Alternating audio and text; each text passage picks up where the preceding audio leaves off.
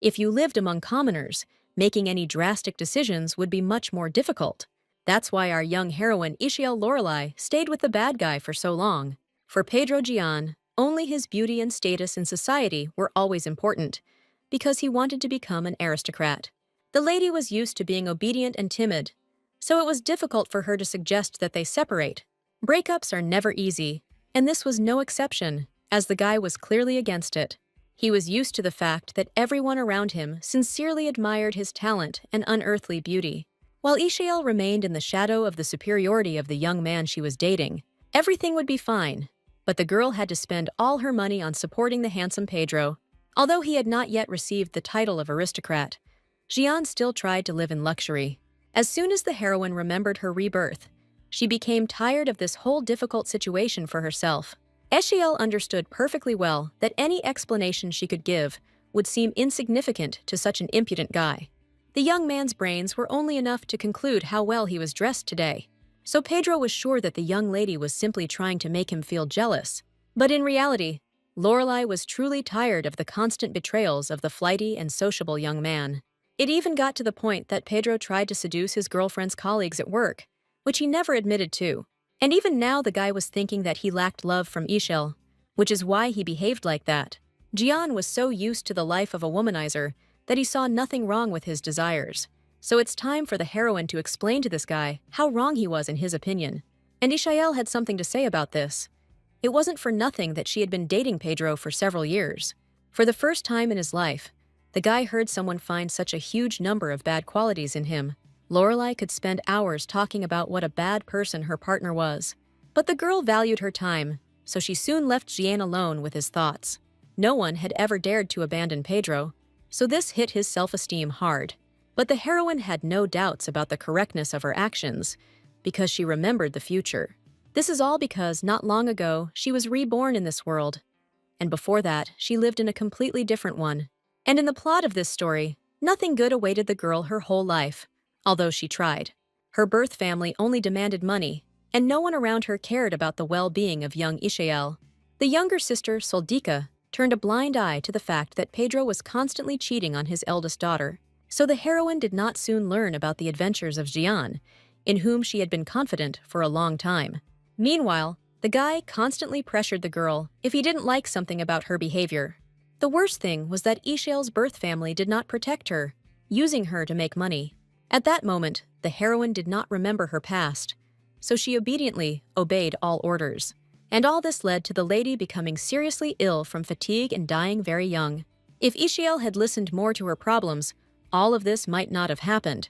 Only after death did the girl remember her past life, in which everything was fine with her. Back then, she was a brilliant careerist who possessed various skills in her profession. Besides money, the heroine also had a high status, since many people listened to her. For fun, the lady learned additional skills that would be useful at work. And if any injustice happened, the heroine always stood up for people. She hated the very idea that someone could bully someone who didn't deserve it. While Miss didn't remember her past, she was exactly the girl who was constantly bullied. That's why Ishiel was so happy about her rebirth, in which she could correct all her past mistakes. Pedro had just asked her out on a date, but in reality, he just wanted to ask for more money. So the heroine came up with a brilliant idea that she could be the first to dump this guy. Pedro clearly didn't expect that such a simple and timid lady would suddenly muster up some courage. Lorelei was no longer going to let anyone hurt her because of her inner insecurities. It turned out that the girl wasn't the only one who didn't like Pedro, who was known as a womanizer. The lady did not expect that she would receive support from one of the maids who had suffered at the hands of Gian. Now the heroine had hot tea in her hands, which also contained hot pepper and spices. Such a hellish mixture of elements would instantly make any person feel ill. After everything Pedro did to her, Ishiel didn't have an ounce of pity left for the guy. Never in her life had Lorelei been so confident in her decision, so she was not afraid of anything. All his life, Gianu only needed money and knowledge from her, which he appropriated for himself. But from now on, they were no longer a couple. So Ishiel began a new and free life. She was just planning to leave home as soon as she could save at least some money. Over the years, a huge amount of resentment had accumulated inside the girl, and she happily took it out on Pedro. The maid was happy to support the lady, as she herself had suffered quite a lot in the past. Jian will no longer dare to approach Yahello because he has always valued his life and appearance. This is how the new path of the heroine began, who went through several deaths for this. The returned memories inspired the girl, and she planned to live freely and away from her family. The next stage for the heroine was parting with the relatives who exploited her. Now that nothing was holding Miss back, she was free to dream of her own home. While Yahello didn't have money for an estate, she planned to live in an annex to the palace for a while. For the first time in a long time, the future seemed cloudless and wonderful to the heroine, despite everything. But the lady didn't expect that, at that very moment, the extension would be closed for repairs. But the girl had no other option but to hope for free accommodation in the estate. Yahello was not prepared to return to the house where her birth family now lived for any amount of money. Rescue came to Miss unexpectedly as she saw a small leaf near the outbuilding. It turned out that anyone who wanted to could stay somewhere else for a while, but the length of stay was limited. However, the heroine was happy even with this, until she remembered that she had once again given her entire salary to her family. But this little thing was not a cause for upset, because the lady had survived in situations much worse than this. Besides, she still had loyal friends with whom the girl had been working for several years. Henry Doveby was generally distinguished by his amazing ability to always lift people's spirits. Thanks to him, Yahello often learned the latest rumors from society that she did not have time to follow. So the lady was aware that they were now giving out free housing to those who had recently got married. Moreover, the estates were located in a very beautiful area, which was close to the imperial palace. This area was well landscaped in advance to add motivation for marriage. The heroine remembered that few people knew about this program, so the chances of winning it were high. But there was no wedding in the offing for the girl who had broken up with her boyfriend. Henry had no idea about his friend's problems, so he praised the new housing program. If only Yahello could find a groom for herself, the issue of where to live would be resolved immediately. But for now, Doveby was so distracting Lorelai from her thoughts that she couldn't concentrate on anything. Unlike her friend, the lady was never keen on discussing the knights they helped. Most of the gossip was about the handsome Sir Dylan, who occupied a high position. This man was from a simple family, but his skills could be envied by the best aristocrats. He personally won the annual tournament several times, confirming his high rank among the knights. So it was no surprise that assistants like Henry valued Dylan's talent highly. It never occurred to anyone that this guy was actually the brother of the current emperor. The knight had to hide his surname, Castia, so that no one would know about his terrible curse. So it seemed to everyone around that this hero was absolutely flawless, both in appearance and physically. Yahello was only bothered by the huge number of rumors about this guy's lack of emotion. She felt like she could never befriend a knight who only thought about work. So Lorelai was suspicious of the news that Dylan had decided to help them with the equipment. But Castia really did sit in the room and personally checked each sword for its shine and sharpness. It was the first time in her life that the lady had seen someone so diligent in their work. The girl was pleased to watch the knight, although it was impossible to understand anything from his face. Surprisingly, Dylan exuded a pleasant confidence and focus in his work. Only Henry managed to continue to shirk work, while the others worked hard. If Yahello had not been friends with Doveby, she would have asked him to be expelled from the imperial palace long ago. The guy was not at all embarrassed by the presence of the knight, who also heard all his words. The more questions Henry asked Yahello about Pedro, the gloomier Castia became for some reason. Eventually, the prince gripped the weapon so tightly that it bent pitifully in his powerful hands. None of the assistants expected the usually calm Dylan to suddenly attract attention. But the young man himself could not understand why he was even concerned about Yahello Lorelai's personal life. The heroine saw that the knight was overcome with incredible anger, but she could not find a reason for it. Before, the girl had never had to calm down guys she practically didn't know. It turned out that Dylan was against the lady marrying the terrible and impudent Pedro. Although it was Yahello's personal matter, her heart still trembled from the unexpected concern. Castia acted as if he knew much more about Jian than anyone could imagine. But in fact, the guy felt a burning jealousy towards the lady, although he himself did not understand what this feeling was. For Henry, this behavior from Dylan was golden, because he loved gossip more than anything in the world. The knight's confidence and persistence were astonishing, and he did not want to object in response. So Ishiel made the guy happy by saying that she didn't even think about marrying the rude Pedro. As soon as she admitted this, a smile appeared on Dylan's face that almost knocked the lady off her feet. The Emperor's smiling brother was so charming that it was difficult to take your eyes off him. Lorelai felt better, knowing that this guy clearly didn't feel the same hatred he had recently felt towards her. So the girl admitted that she didn't care what kind of man she would marry in the near future. But she didn't have time to finish, because Henry again found some problems with the weapon, so the lady rushed to help her friend, leaving Dylan perplexed by her words. Kastia never found the right moment to talk to Ishiel again. The rest of her working time, the heroine was so busy with her work that she completely forgot about the handsome knight.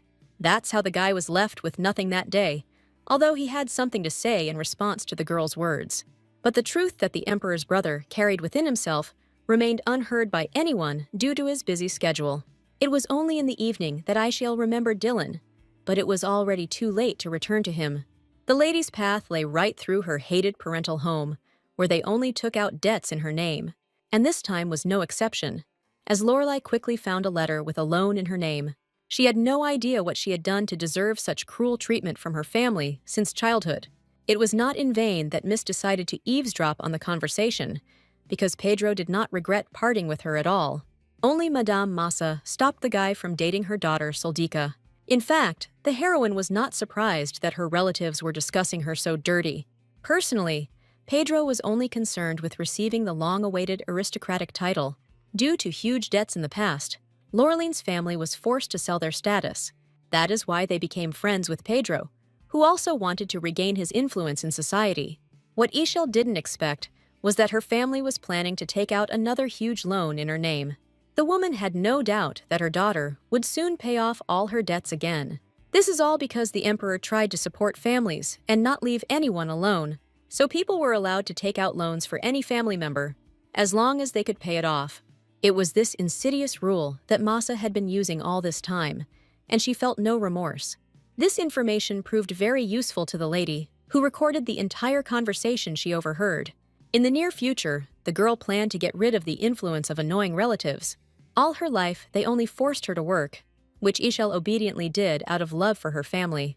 But in reality, she was simply afraid of change, because she had nowhere to go. But as soon as the heroine regained her memories, all her fears disappeared, as if they had never existed. She was ready to fight so that her family would experience exactly the same horror and fear. And the first thing the girl did was stop by a law office to sort out all the paperwork. Now all the lady needed to do was find a man who would agree to marry her. But it was easier said than done, because not every knight was ready to tie the knot. In Ishiel's mind, there were only a few candidates who would accept her offer without conditions. While she was lost in thought, the girls around her continued to happily discuss Sir Dylan. Lorelai couldn't even imagine what it was like to be in a relationship with such a person. The knight seemed to her to be a bright and kind man, next to whom she felt warm and safe. But for the heroine, he seemed like an unattainable dream, because they were two different people. At that moment, the heroine did not yet know that cunning fate would eventually bring them together. And Dylan will personally propose to Ishiel, with whom he has long been head over heels in love. Since Lorelai will benefit from this wedding, she will accept the marriage proposal. But until then, the girl had to sadly search for candidates with whom she would receive the estate. Miss knew all the knights in the area well, as she constantly helped them with weapons. And the first contender for life with her was Sir Tav Argoy, who was distinguished by his good manners.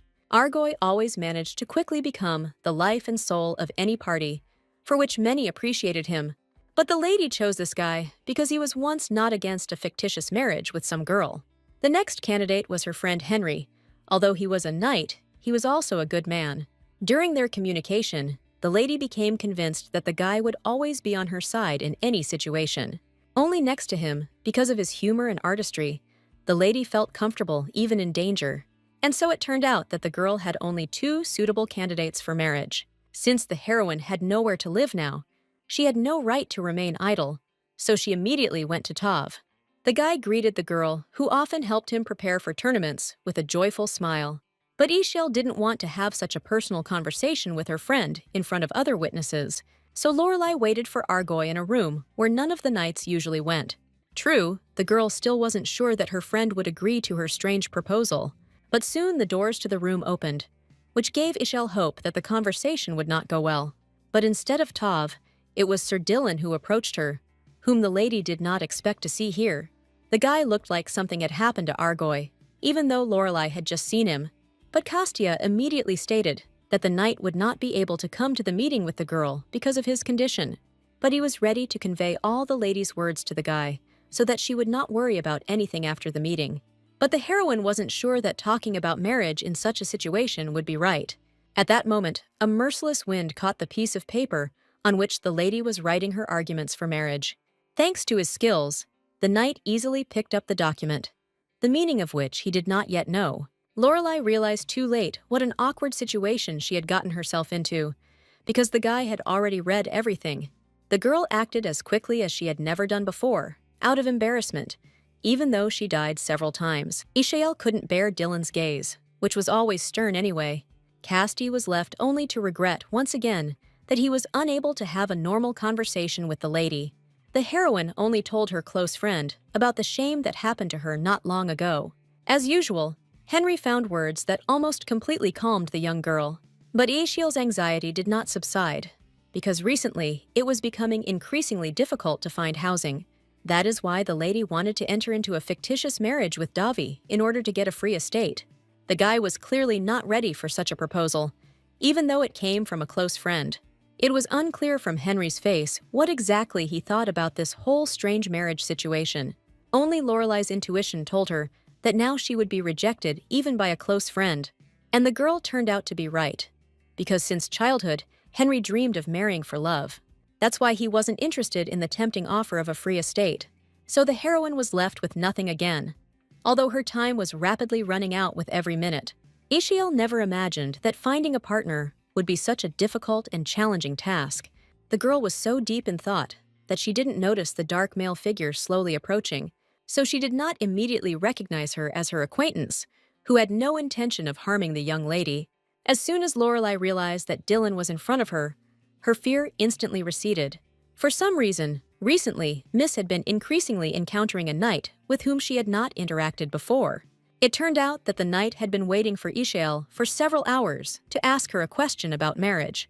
All this time, Dylan was puzzled about why the girl wanted to get married at all. The heroine did not want to spoil her relationship with a man who was so influential among the knights. Therefore, she honestly admitted to him that she was ready to marry anyone, just to get the estate. This time, embarrassment quickly overtook the girl again, so she tried to quickly leave. But the guy suddenly stopped Lorelei because he had a tempting offer for her.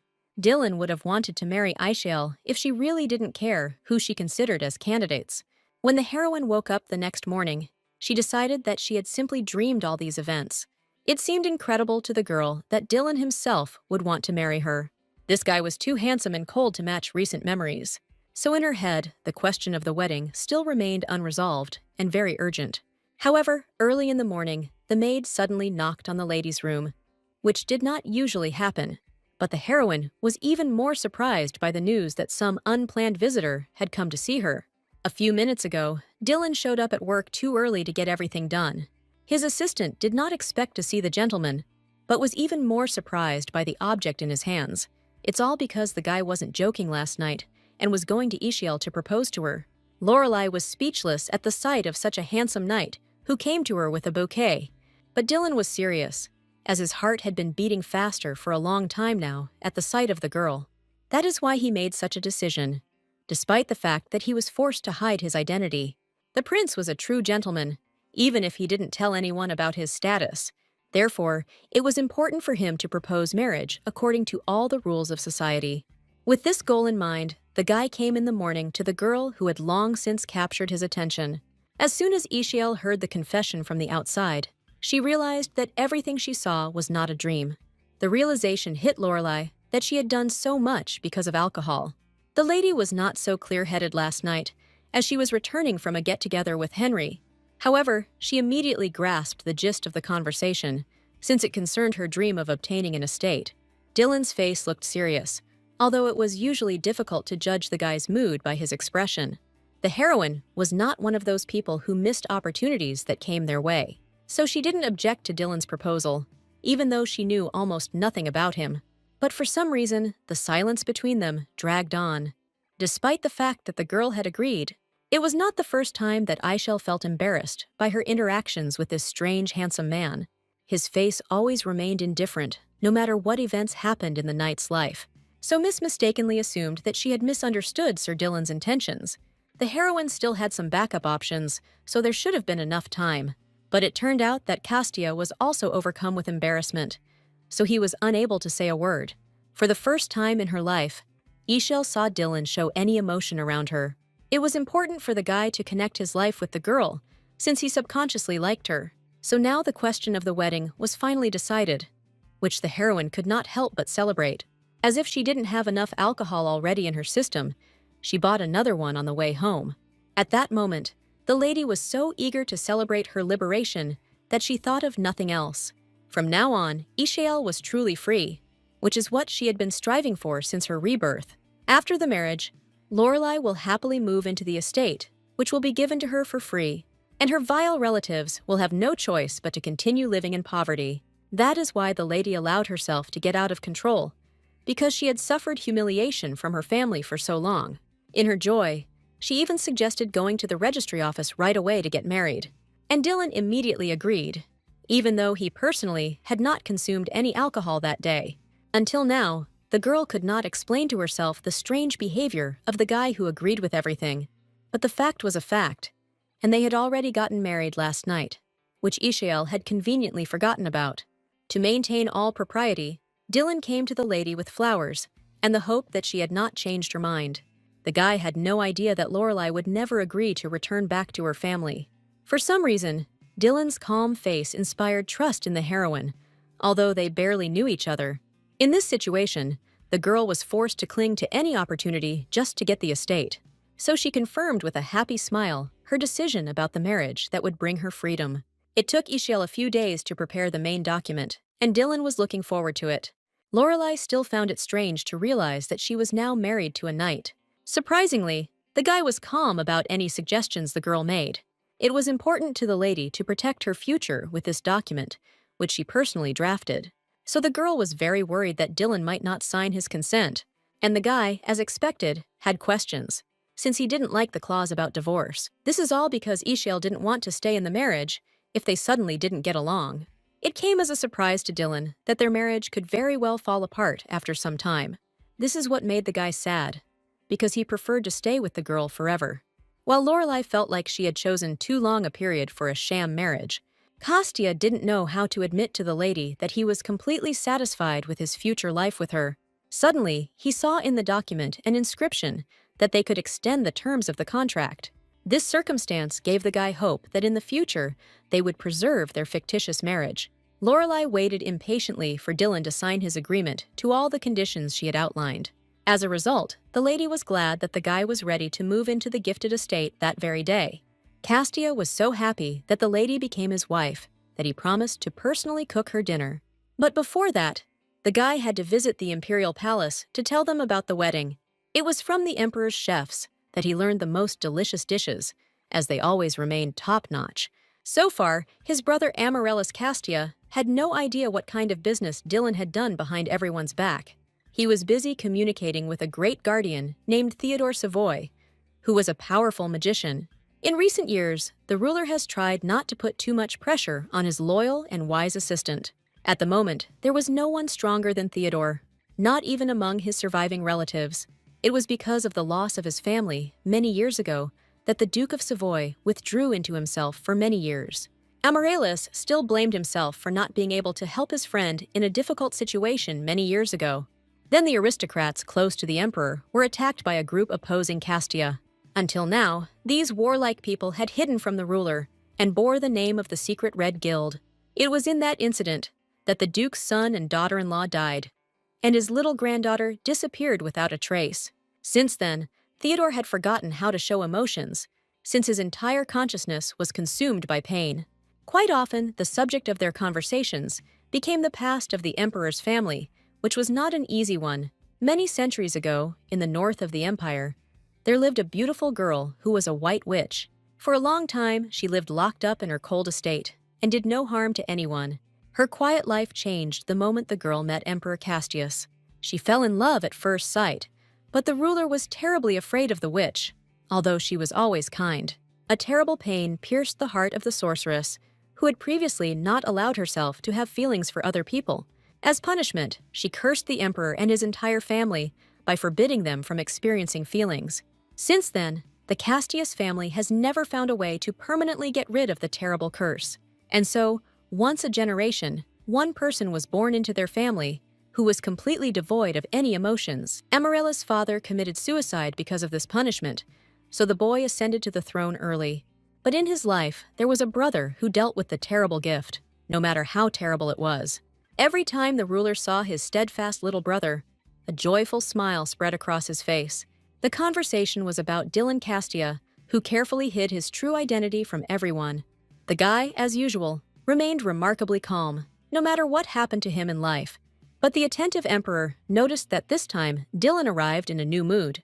This gave Amaryllis hope that his relative had brought him important information about the empire. He was completely relaxed, as his brother had always been a reliable person in solving problems. Imagine the emperor's surprise when he heard that Dylan had recently gotten married.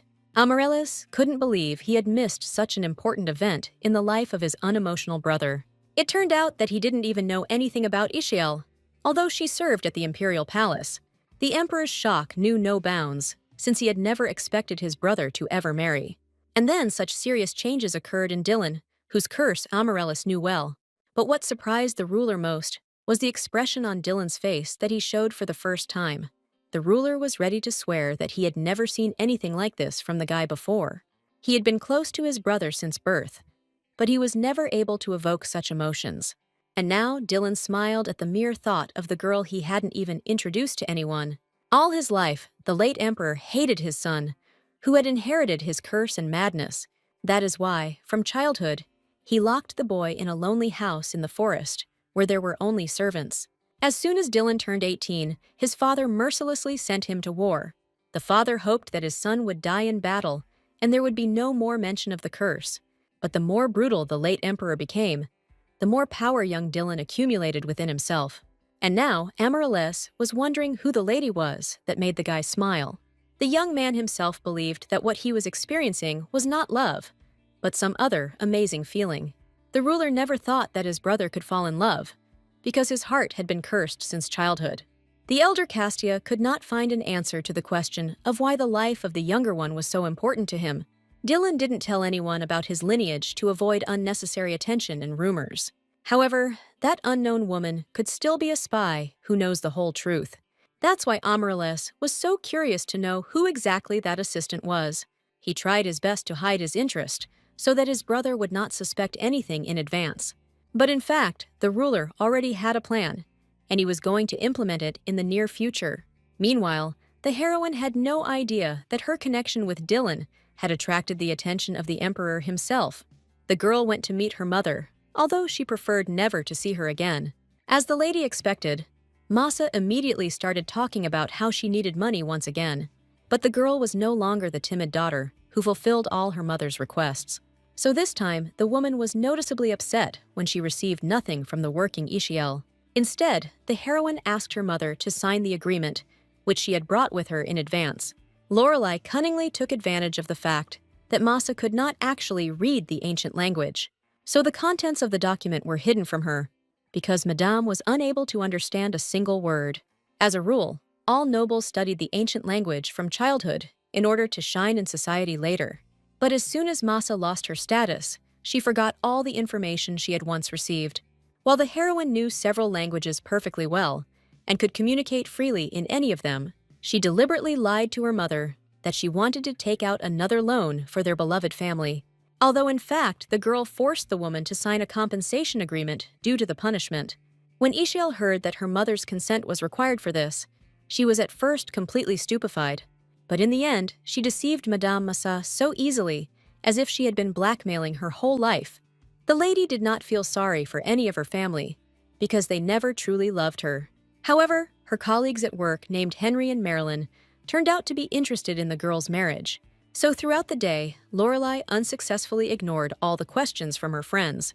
The lady tried to concentrate on work, because it would be much easier for her to cope with all the stress.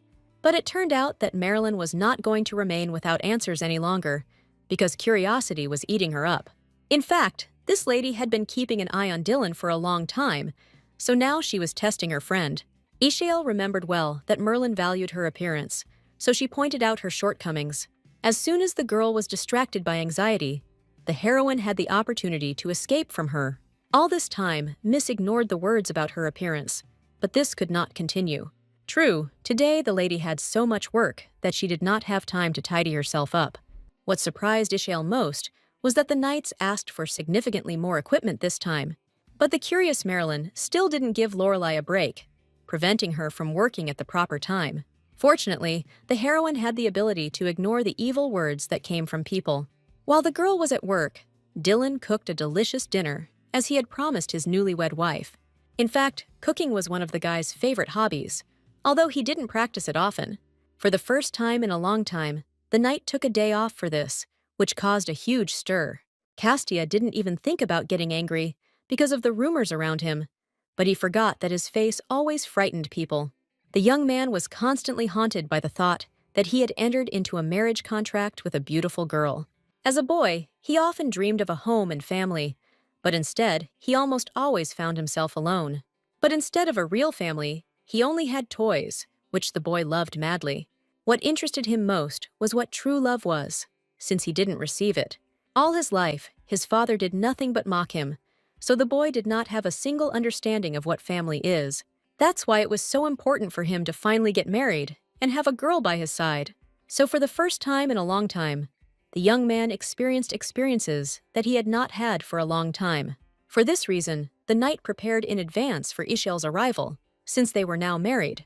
His damn heart was barely beating, although Dylan himself had long since succumbed to excitement at the sight of the lady. Lorelai didn't expect her new husband to be so well prepared for his meeting with her. Although the guy didn't say anything about it, he was going to do everything to make their married life go well. That's why he prepared so many delicacies for the lady's arrival, to please her personally. The heroine couldn't believe her eyes when she saw such a huge amount of delicious food. Until the very end, the girl doubted that Dylan had really done all this with his own hands.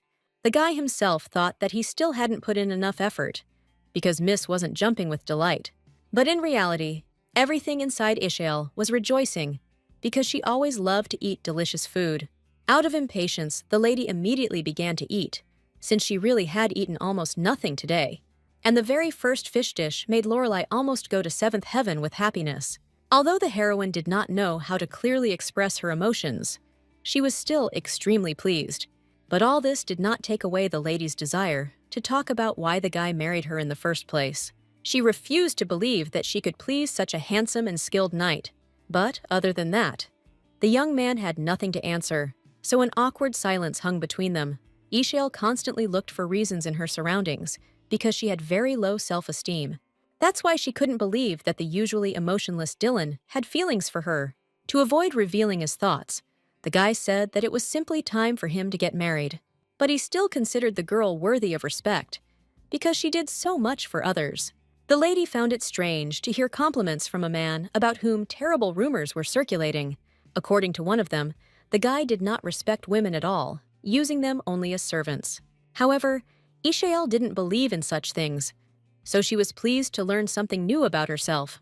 The girl's sincere smile embarrassed Dylan, although he tried to hide his emotions from the lady. Only after several hours did they find the strength to part, as they were carried away by the dialogue. It turned out that Castia had already chosen the room in which he would live in the future, while Ishael did not have time to inspect the estate, as she was too busy for that. But the more the girl explored the corridors of the new house, the more she liked everything about it. The heroine was used to constantly living in dark places, where there weren't even proper living conditions. She steadfastly endured all the bullying from her relatives, although she dreamed of her own home. And finally, the girl's dream came true, and she had her own spacious and bright place. Only a person who had lived in such poor conditions before could understand the lady's thoughts. So it was no wonder that she was eager to choose the best room for herself. The heroine did not expect that Dylan would immediately approve of her preferences, since he had already chosen a place for himself. But what surprised Miss most was that the knight liked one room that was created for children. When Ishael thought about marriage, She didn't even think about the fact that it could have a continuation. So the lady did not immediately recognize this place as a children's room, although everything was quite obvious. Dylan only had a few toys as a child, so he appreciated the variety. Only now did Lorelai take the guy's words differently, saying that it was time for him to get married. For some reason, the girl decided that Dylan was counting on continuing his unknown lineage, while the heroine's plans only included work, although she agreed to marriage. The lady had no idea how to confess to the knight that she was not ready for children.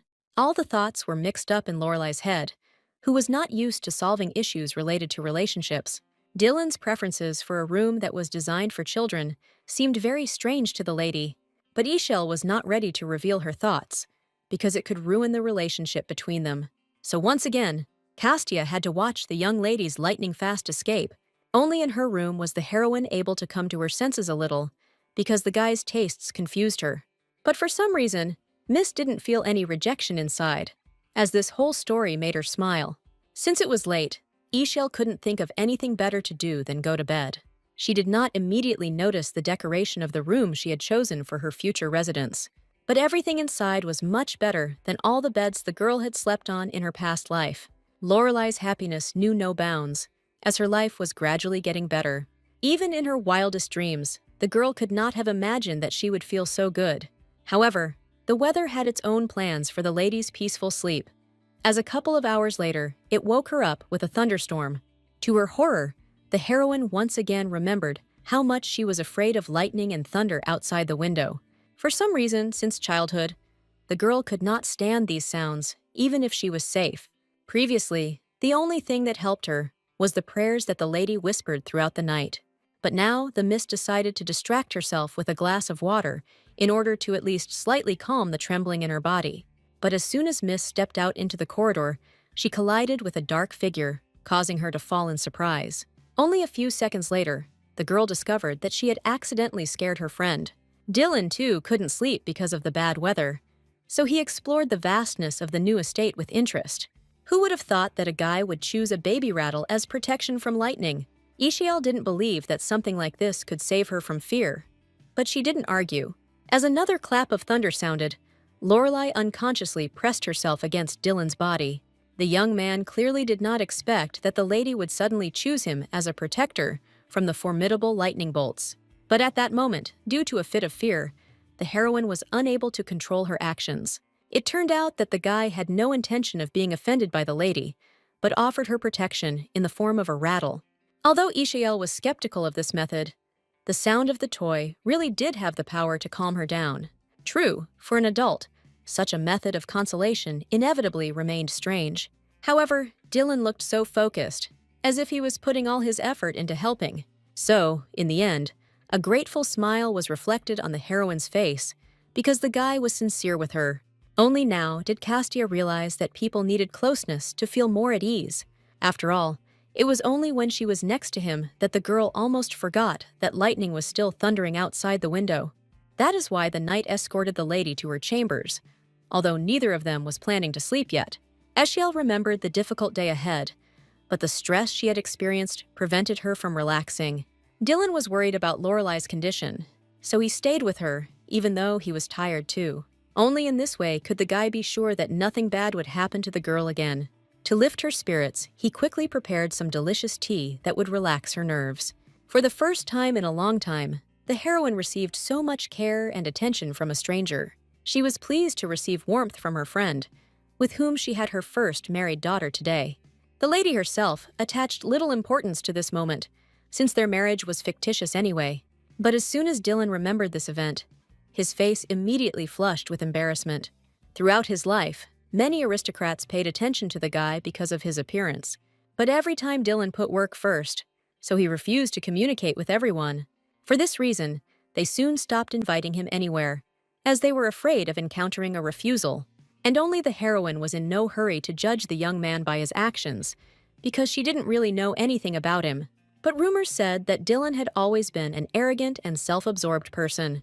It just turned out that Castia had nothing in common with the words that were spoken about him. In honor of their wedding night, the lady offered to shake hands to commemorate the occasion. She hoped that this would lift Dylan's spirits a little, as he was thinking about something. But the lady also had something to think about, because she was still hiding something from the guy. Only now the girl admitted that she had a terrible relationship with her family. She could only hope that it wouldn't be a problem for the guy she married. Ishiel could promise that no one from her family would come close to the handsome knight.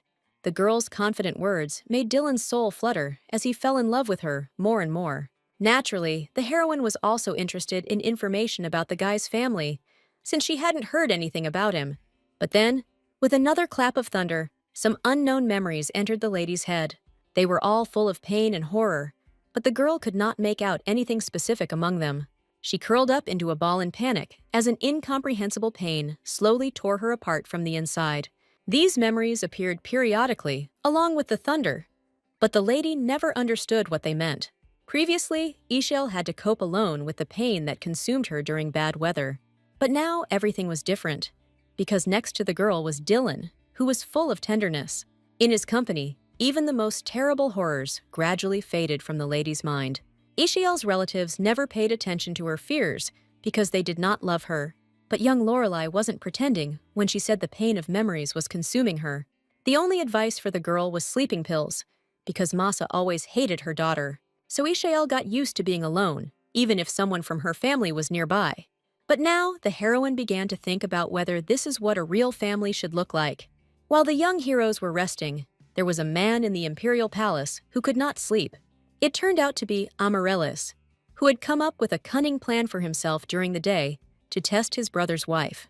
His assistant Michael was not happy that the master was forcing him to work at night.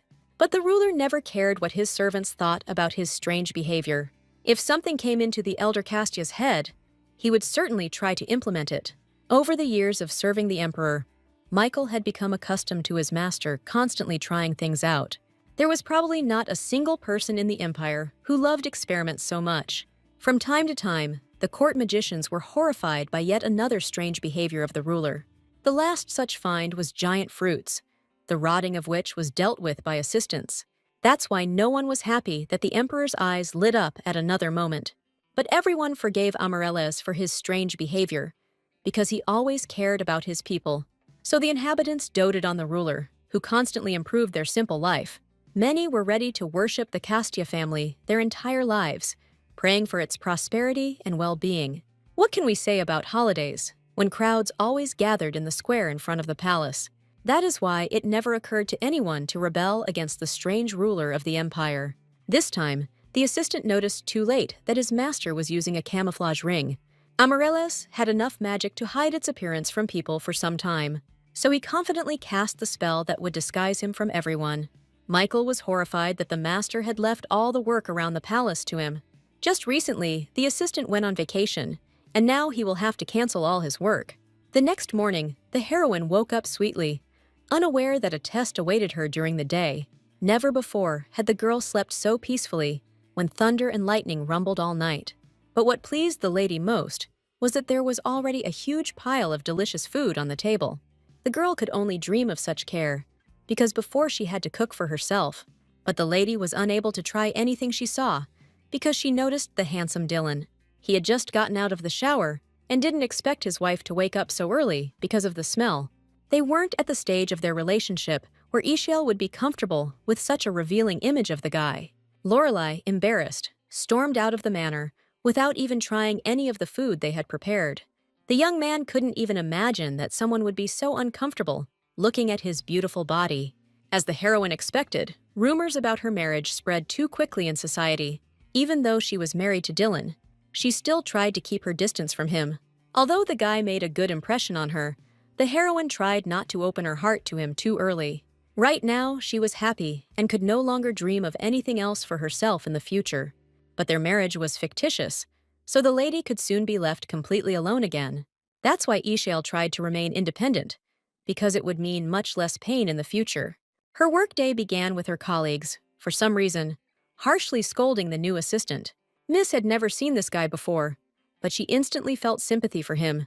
As soon as the heroine noticed the ring on her finger, she immediately guessed its magical purpose. But no one else paid attention to this nuance, because everyone didn't like the new employee.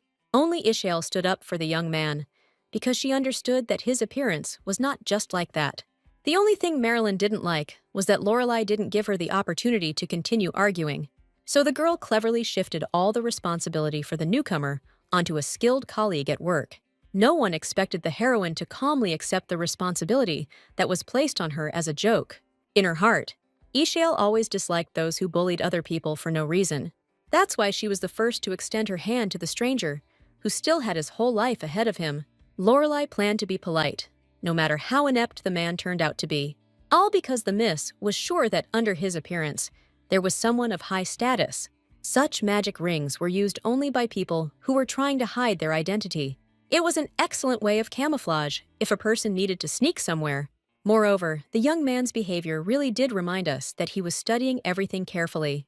Although the name Ford did not clue the lady into the fact that it was Amaryllis in front of her, she still continued to smile.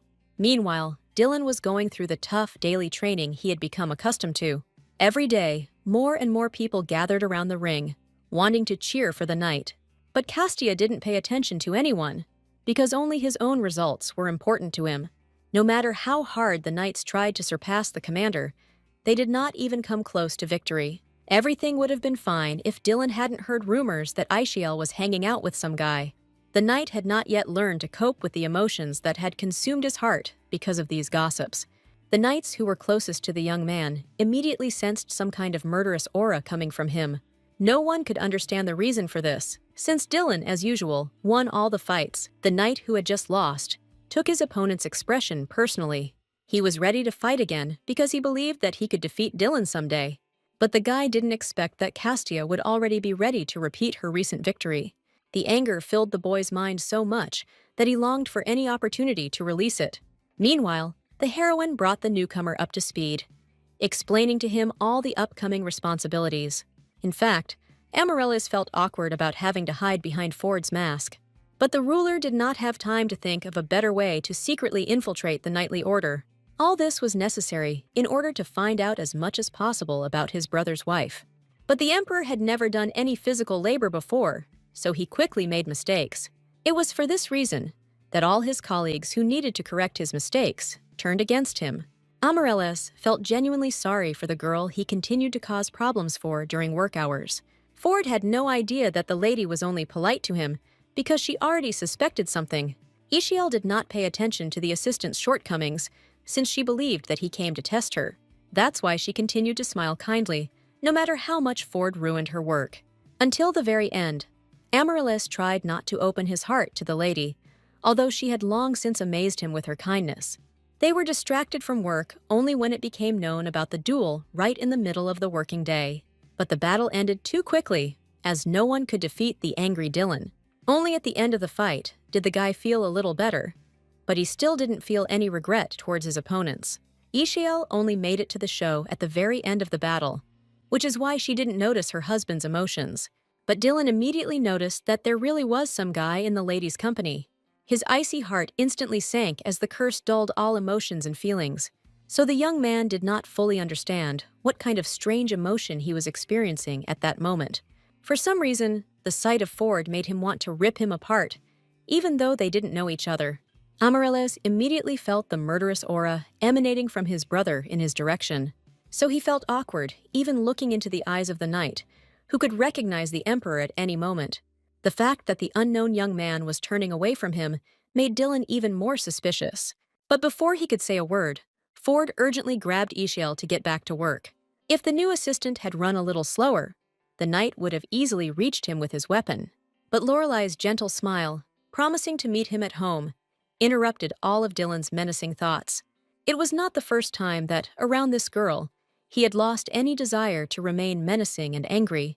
Only in the evening was the ruler able to rest, when he finally lifted the camouflage in his office. Amaryllis filled out all the paperwork in advance, so that his assistant would have nothing to complain about. During that day, the ruler still couldn't find an answer to why his brother admired young Ishael so much. Although Dylan hid his identity, his brother regularly supplied him with huge sums of money. Only Michael was aware that the emperor, in front of everyone, was supporting the secret game of his damned relative. As soon as Amaryllis learned that Dylan was living in the new estate, a grin appeared on his face. This is because the manager of this town will not let any newlywed couple get bored. Neither of the young couple knew that they would soon have to participate in various events. Even Yahello hadn't seen a single mention of it, despite having carefully studied the estate contract. So the news about the picnic organized by the manager came as a surprise to her. The housing distribution program was created to support young families, and everything would be fine if only real families took advantage of this opportunity. But recently, news has come to light of people who entered into sham marriages for the sake of housing. It was precisely with such couples that the assistants who served the manager had to contend. Emmanuel Grant personally devised measures to find the pretenders. He didn't pay the slightest attention to the fact that his assistants were not delighted with the master's optimism. Because of his crazy ideas, they all had to work overtime for the benefit of the small estate organization.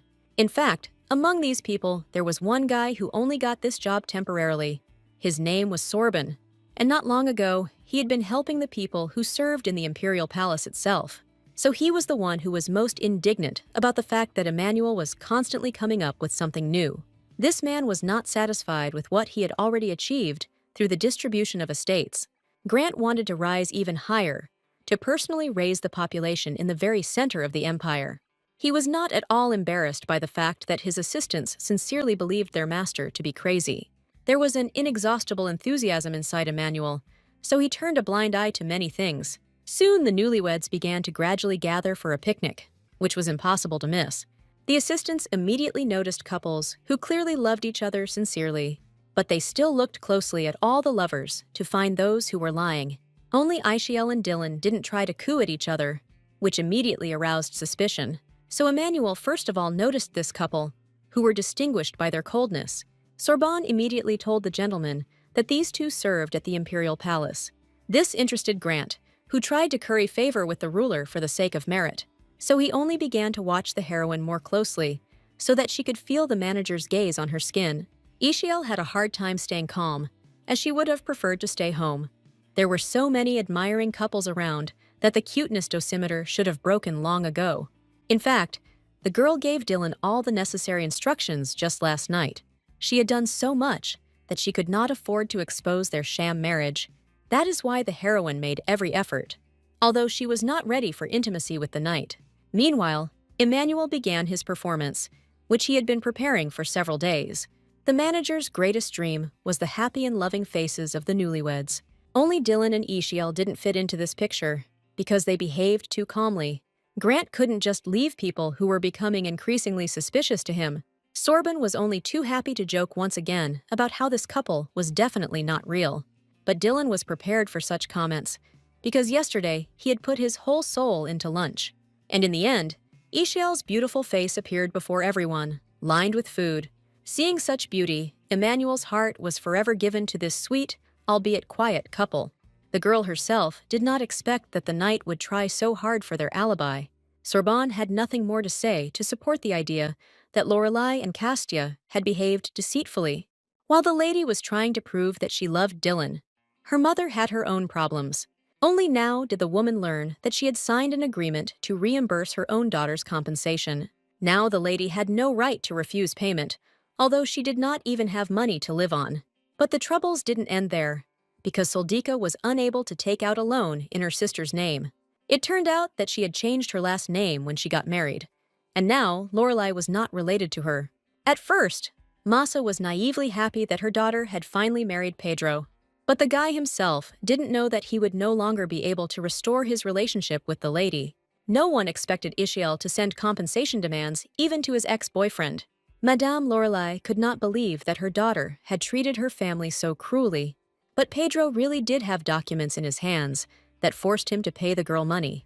Masa knew she was trapped, having recently accidentally signed papers from Yahello. The girl initially planned to repay her family all the debts they had taken on her. In Masa's eyes, she had done nothing wrong, since she had always tried to raise her adopted daughter. Previously, the lady had always silently carried out any orders, so no one expected her to rebel. The worst thing was Pedro, without money, because he did not know how to work at all, profiting from others. Only Soldika was in no hurry to get upset, as she believed that her sister would need her help. That's why she asked Sorban to find out what kind of bad guy Yahello was in a relationship with. But the guy couldn't notice any sign that the lady was unwell around Dylan. However, he had no right to give up so quickly, because he promised Soldika to bring results. So Sorbonne boldly declared that he did not believe in the couple's love, even after such a dinner. The heroine initially suspected that this picnic would not pass without problems for her. The girl was still ready to do anything, just to prove that they were living together for a reason. Although it was unusual for the lady, she called her husband by his name loudly and sweetly on purpose. A natural blush appeared on the guy's face, as he was pleased with Ishel's tenderness. In response, he sincerely addressed her by the affectionate nickname that only lovers used. It was the heroine's turn to be amazed at how well Dylan could portray love. In fact, just a few days ago, the boy went to the knights for wise advice, no matter how nervous the young man was. For Ishel's sake, he could not back down before clarifying all the issues. None of the assistants expected that their cold master would be the first to marry. As shocking as this news was, the boys were forced to keep their mouths shut. But they were happy to help Dylan, as they were experienced in the matter of relationships. It was from these guys that Castia picked up strange decisions, since he did not know how to act independently. What he didn't realize was that he was reaching out to people who hadn't really dated themselves. But all this led to the fact that the cup for the best couple was awarded to Dylan and Ishel. The boy and girl didn't even dare to count on such a good result at the end of the picnic. From now on, Emmanuel was wholeheartedly behind the newlyweds, who did not even reveal their last name. Only towards the end of the event did the lady admit that there had been a spy among them all this time. She had done the right thing by keeping quiet about it earlier, because Dylan's expression said it all. That is why literally the next day he asked his brother to fire Sorbonne's assistant. This was the first time Amaryllis had seen Dylan show hostility towards one of the common servants. But the emperor loved his brother so much that he was ready to fulfill any of his rare requests. Moreover, the younger Castia continued to do an impeccable job of defending the empire. He personally fought against the Red Guild, which still caused a lot of problems for the ruler. Amaryllis didn't expect that Dylan would consider young Ford one of that group. Hiding behind the guise of an unkempt assistant, the ruler truly aroused a lot of suspicion. He was not ready to admit to his brother that he had been secretly watching his wife all this time. This is how Amaryllis was punished for trying to hide such important information about his life from Dylan. At the same time, Sorbonne managed to convey to Soldika everything he had dug up about her sister's partner. The girl found it hard to believe that Ishiel could be happy with some unknown guy. What angered Lady Lorelei most was that her sister's husband was rumored to be very handsome and strong. Even Pedro was concerned about whether the unknown knight was more attractive than himself. Soldika planned to continue to use poor Sorbonne, who had no idea about it. The young man was crazy about her, so he didn't notice any deception. But in fact, the lady had already decided to take away her sister's husband to prove that she was better. And for this, Soldika continued to smile sweetly at the servant, who was now useful to her. Meanwhile, a small decorative commotion was taking place in the imperial palace. The ruler's assistants were busily preparing for the upcoming spring events in the empire. Amaryllis's heart beat joyfully at the sight of the beautiful flowers that were placed everywhere. He noticed that spring had also affected his brother, who was increasingly boasting about his marriage. Until now, the elder Castia did not believe that his relative felt admiration for anyone, but Dylan was serious, although he could not recognize the beginnings of beautiful love among his feelings. The knight was confident that he would be able to let Ishiel go if she suddenly fell in love with someone else. But Amaryllis doubted that his brother felt nothing but admiration for the young girl. True, the ruler had so much to do that he hardly had time to think about Dylan's relationship. He was organizing a banquet soon, and there was the most preparation for it. As soon as the heroine saw the leaflet about the event, she shuddered convulsively deep inside. Last year, the lady failed to find a partner, but now she had a knight, Dylan. Of course, behind Ishiel's back, as usual, rumors were spreading that she was married. Merlin was one of the first among those who did not believe in the union of her colleague with such a handsome knight. And this time, Lorelei couldn't pass by, because the girl had already crossed all boundaries. Merlin didn't expect Ishiel to have the courage to call her not so beautiful. She even called this girl's eternal friend an ordinary root vegetable so that he would stop laughing. This is how the lady cleverly put her colleagues in their place, who had become too arrogant of themselves lately. But their words still touched the girl, so she thought about changing her appearance. Ford was right there, so he couldn't miss the opportunity to help the lady. Amaryllis tried to do everything to ensure that no one would ever call him a suspicious worker again. Using the emperor's connections, he got a ticket to a very expensive store for Ishiel in advance. The heroine couldn't believe her eyes, because she had long dreamed of getting into that makeover salon. But the lady didn't have time to ask the assistant a question, as he quickly ran away from her. So Ishiel had no choice but to take advantage of the opportunity for beauty that was given to her.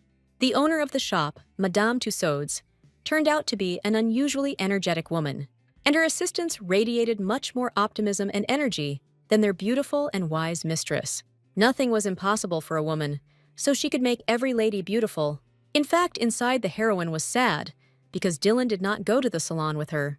But Madame did not give the girl the opportunity to immerse herself in her thoughts, because her beauty was at stake.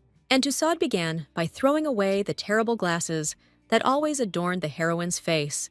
The woman did not like such decorations, which only spoiled the appearance of young ladies. But no one expected that after this one action, the heroine's face would change dramatically. Even Ishiel didn't know that all this time, she had been wearing glasses that transformed her appearance. A few hours before, Dylan personally escorted a girl who was going to a beauty salon. The guy still hadn't gotten used to the fact that everyone around him considered them the cutest couple in the world. In fact, he had a good reason for not going with his wife. Dylan's heart beat faster every time he thought about giving her a wedding ring. Meanwhile, Tussauds was already in full swing, preparing for the transformation, which she did amazingly. The woman had already determined the ingredients that would be needed for their complex and important task. The assistants were determined to achieve a good result, so the smiles never left their faces. These girls made Tussauds' work much easier, as they brought her everything she needed. While preparations were underway, the heroine thought bitterly about the glasses she wore on her face all the time. These glasses were the only gift from Masa, which she gave several years ago. The woman insisted that they would betray her daughter's charm and beauty, although in fact, she did not love her. Madame had specially enchanted this decoration so that it would hide Ishiel's true beauty from everyone. In fact, Masa knew perfectly well that her adopted daughter did not need glasses at all. But from that moment on, the heroine sincerely cherished this decoration as the most precious gift in the world. After everything that had happened, the lady was glad that she had sent the terrible mother a claim for compensation. The girl could be sad about this as much as she wanted, but it was all absolutely useless.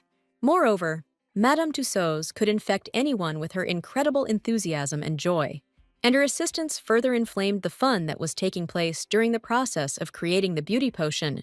All the ingredients were unique for each person, but the girl handled the components skillfully. Madame Tussauds had something that would be impossible to find anywhere else in the empire. In fact, Madame had good witches in her family tree, from whom she drew her powers. She wisely ruled the salon, which brought beauty and elegance not only to her, but also to society. The magic happened right before the eyes of the heroine, who was not ready to accept the new potion. But Ford had already made a bet with the lady that Dylan might not recognize the girl in her new image. Ishiel wanted to believe that her husband would not be deceived by the outer shell, which meant nothing to her. That evening, Dylan arrived at the meeting place early, because he was nervous about the banquet. The guy was always punctual, but he didn't dare demand the same attitude from other people. The more time passed, the more the knight regretted that he had not seen Ishiel off personally. Other people were already slowly gathering for the event, but for some reason, the girl was nowhere to be seen. This made the knight feel more and more anxious with each passing minute. Although it was unlikely that anything could have happened to the lady, everything would have been fine if not for the sudden appearance of Pedro Gian in the Emperor's brother's field of vision. This guy acted as if he had already become an aristocrat, and everyone had to obey him. What angered Dylan most was that the young man spoke badly about Ishiel, who often helped him. The desire to deal with the impudent guy instantly flared up in Dylan, and he couldn't cope with it. But Pedro didn't even pay attention to the terrifying aura, because he was attracted by something completely different. Even Dylan felt like he should turn around right now, so as not to miss something important. It turned out that the heroine had finally arrived at the banquet, and her transformation amazed everyone around her. The girl's heart beat anxiously, because she didn't know if Dylan would recognize her in this image. It was unclear from the knight's face what he thought about the beautiful stranger who approached him. But Amaryllis joyfully watched the couple who finally met each other. The emperor was not embarrassed by the fact that his behavior did not correspond to his status as the ruler of the empire. Amaryllis was only distracted from his mischief by the appearance of a small bird that was a messenger. Only the keeper, from whom nothing had been heard for a long time, would send such little birds with news. Meanwhile, the heroine wondered with bated breath whether her newlywed husband would recognize her. It turned out that the guy understood at first glance who exactly was in front of him. It wasn't difficult for Dylan to see the charming Ishiel beneath the surface, while everyone else did not recognize Lady Lorelei, although they had already heard about the knight's wife. Only Castia's face didn't change at all after the girl's incredible transformation. The heroine was pleased to realize that in the guy's eyes, she had already been so beautiful. It wasn't just Ishiel who shone at this ball, because first place always went to someone else. Many could not take their eyes off the girl, who looked almost better than everyone else at the banquet. Soldika always used her position as a fallen noblewoman to attract people's attention. The lady impressed not only with her appearance, but also with her outfits, which were the latest fashion. Miss was not at all embarrassed by the fact that people were discussing not only her appearance, but also her status. She liked the sad image of a lady who would have been more suited to a high rank among the aristocracy. But Soldika didn't come to this ball to attract the attention of the people around her. The girl didn't believe that her stupid sister could really please someone. It seemed to her that Ishiel would definitely be mocked, because the lady did not deserve anything more. So Soldika will definitely have a chance to snatch her sister from the clutches of the handsome Dylan. At that moment, the girl hoped that Ishiel would understand once and for all how good she was with her family. In her dreams, the eldest daughter of the family, Lorelei, already saw her sister promising them all a lot of money. Soon the girl had to break away from her thoughts in reality, because Dylan's arrival was announced. The guy looked like a relative of the emperor by all criteria. Although he hid this fact, he instantly captured the heart of Soldika, who had always been partial to appearance and status. But the lady did not recognize the beautiful girl next to him, even though it was Ishiel herself. Lorelei's daughter decided that her sister had already been abandoned and was only glad of this turn of events. The fact that many called the new girl the most beautiful greatly outraged young Soldika. The heroine had not yet had time to get used to her new image, so she tried not to contact anyone. But the sister personally approached her, being sure that this lady was keeping an unpleasant secret. Ishiel wasn't surprised when she realized that her relative didn't recognize her without her usual scary glasses. Moreover, Soldika, out of habit, showed disrespect to the girl who did not greet her. But this time, Lorelei didn't even have to say anything in response, because her young husband saved her. Dylan reacted instantly when he noticed a lady pointing a fan at Ishiel. The latest terrible gossip about Soldika dealt a painful blow to her self-esteem and perception. Castia could endlessly humiliate the girl, who was many times lower than him in status, but the heroine could not miss such a sweet moment of revenge when she saw her sister's confusion. Soldika was absolutely certain that she had never met this beautiful girl before. But the impudent Pedro did not allow her to finish, as he was trying to get to know all the ladies. Ishiel wasn't very happy to see the guy she wanted to never see again for the rest of her life. But Xian had already released his charming spell, which he usually used to conquer all women's hearts. But once the heroine had already fallen for the guy's smile, and therefore no longer believed him, the young man did not expect that this unknown lady somehow knew his name too well. Ishiel didn't want to keep her relatives waiting for too long, as they wouldn't have recognized her anyway. For the girl, it was already a victory that neither Pedro nor Solda recognized her identity. Since childhood, Lorelei's own daughter has been accustomed to always taking first place. Of course, the light was brightest against the darkness, so she carried her scary sister with her everywhere. Everything had to continue in the same spirit, because Ishiel didn't have a chance to become beautiful. So in Soldika's head, she was supposed to continue to attract all the attention in society. That's why the girl was not prepared for the fact that one day her ugly sister would outshine her. This realization dealt a painful blow to the lady's self-esteem, which was built on the appearance of another person. Now Ishiel shone so brightly that she could easily outshine anyone at the ball. Even Pedro was slightly shocked, as he had not expected such a turn of events. The heroine honestly admitted that someone helped her in such a magical transformation. She didn't expect that her sister would have such a hard time accepting the fact that the lady didn't need her. Soldika specifically loudly stated that Ishiel was allegedly getting into debt for the sake of this marriage. Of course, Lorelei did nothing of the sort, but her honor was already tarnished in front of the aristocrats. Dylan had to work hard not to interrupt his sister's conversation. Soldika has always been distinguished by her ability to survive in society through manipulation and incitement. She had long ago understood and accepted the rules of this tough game, in which she quickly became the best. So it was dangerous to argue with a girl who could adapt so amazingly. Ishiel had no idea how her sister was constantly in everyone's sight. Everything inside Castia was boiling with anger, but he promised his wife that he would not interfere in her squabbles. In fact, the heroine knew from the very beginning that Soldika would definitely make a scene, so she prepared herself in advance for any rumors that her sister would spread about her. The lady realized too late that everyone around her did not accept her treacherous side this time. This is because Ishiel was no longer the easy target she once seemed. She released documents to the public that the family had been using all this time.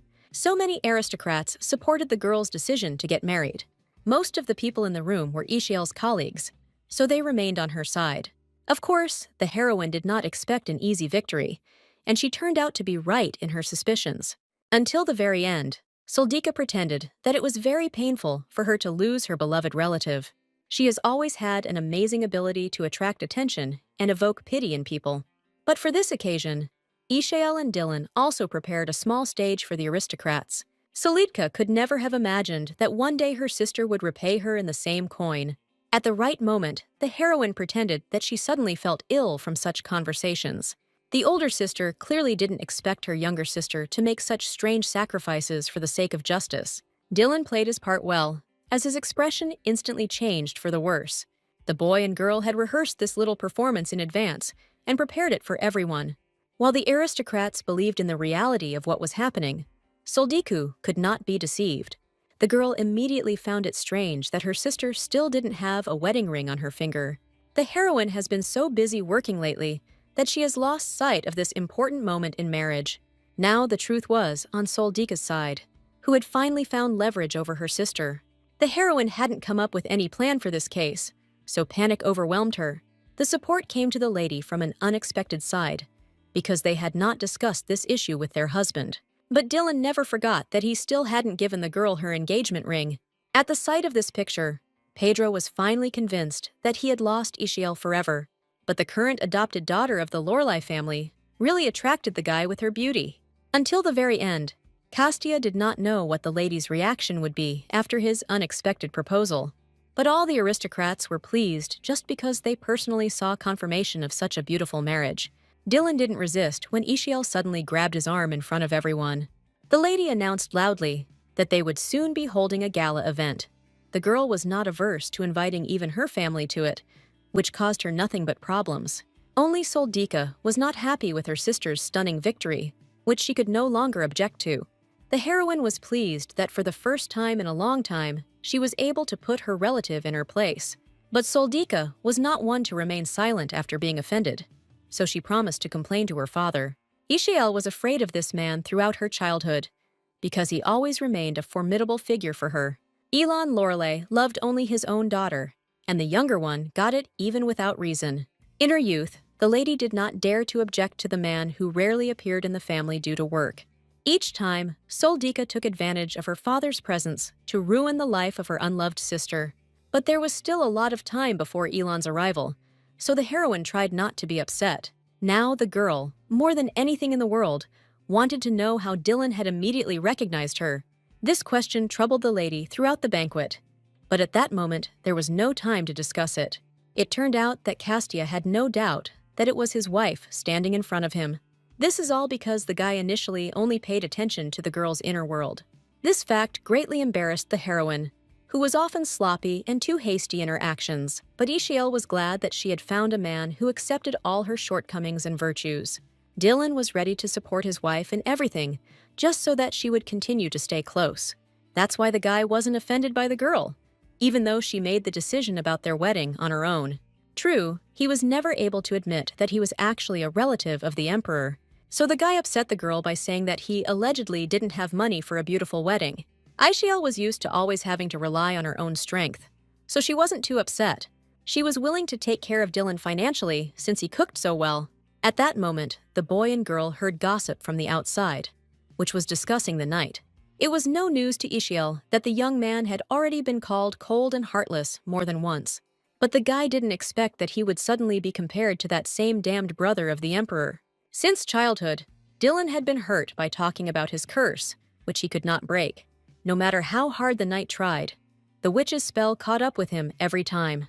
That's why he preferred to hide in the war, where no one cared about his feelings. Only by defeating a huge number of monsters could Dylan feel a little better. But rumors still circulated about his terrible behavior, because the knights were unable to remain silent. Even in his wildest dreams, Castia could not have imagined that his attempts to hide his identity were doomed. The young man liked to continue being an ordinary knight for everyone, but his cold heart could not be fixed.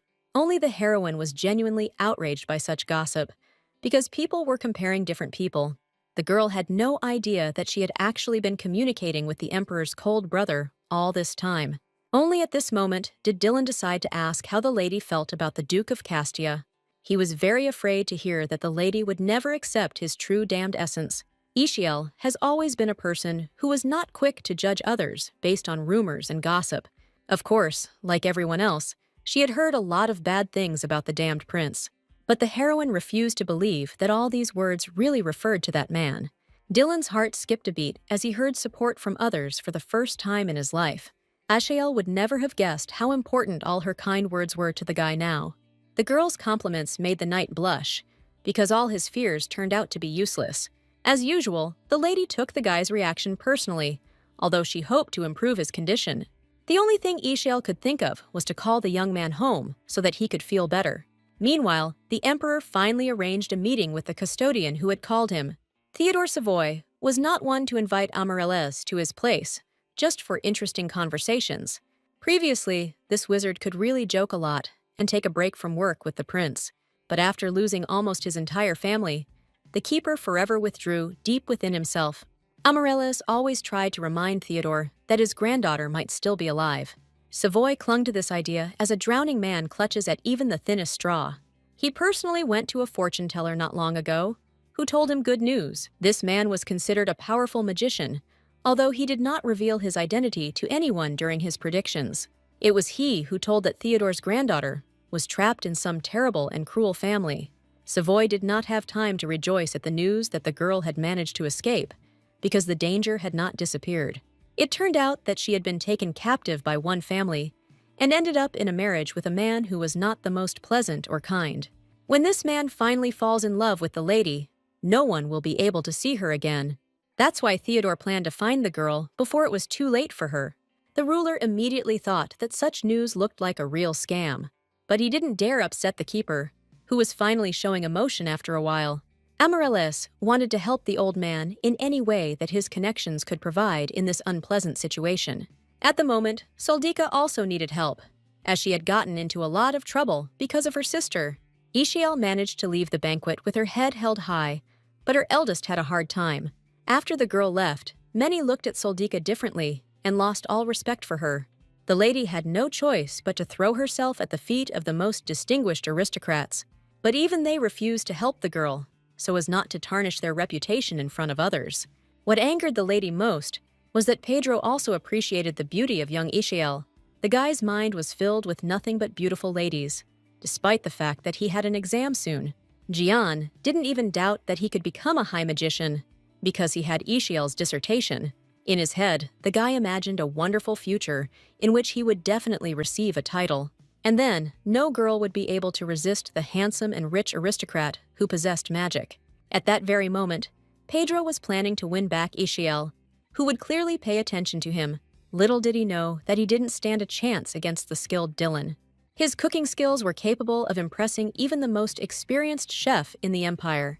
What can we say about Ishiel's colleagues, who themselves invited themselves to visit the young girl? Dylan's culinary skills were legendary. He prepared dishes so well. The heroine's friends were immediately delighted, because they had never seen anything like it before. Until now, Ishiel wasn't sure if she was happy that her colleagues had visited her new estate.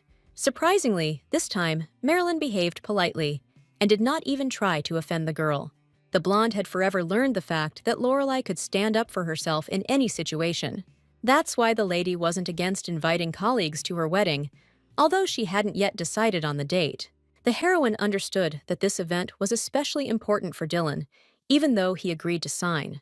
Every day, Ishel felt more and more desire to take care of this guy. But at the same time, the girl did not forget about her old friends, who were sincerely happy about her happiness. One of those people was Sir Tov, who finally found the time to congratulate his friend in person. The lady felt awkward, realizing that so many people had gathered at once to support her. Until the very end, the girl thought that Argoy would be offended at her because the Mist did not choose him as her husband. This knight was considered a good candidate for marriage by many, as he had good qualities. Even the fact that Tov was not so popular did not stop crowds of girls from continuing to run after him. But what mattered most to Lorelei was that Argoy supported her in every situation. Because of this, it seemed to Marilyn that Ishael and Tov had definitely been secretly dating for many years. But in reality, no romantic attraction ever developed between the boy and the girl. Although Dylan was ready to be jealous of his wife for any potential partner in the past and future. However, the lady herself had already made her choice in favor of the knight, and had no intention of exchanging him for others. Suddenly, the topic of conversation at the table changed to recent rumors about the Red Guild.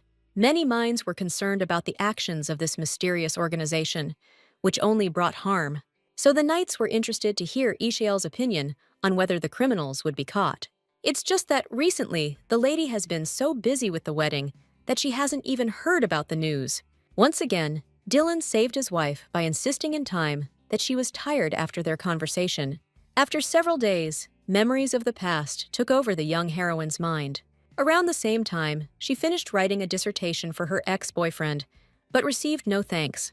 Pedro always thought it was normal that Ishael worked for him, and he did nothing. With the help of the girl's research, Gian intended to impress the powerful Claude Savoy. He was the only living relative of the Keeper, and therefore possessed incredible power. In her past life, Lorelei was quiet and timid, so she didn't dare to contradict anyone close to her.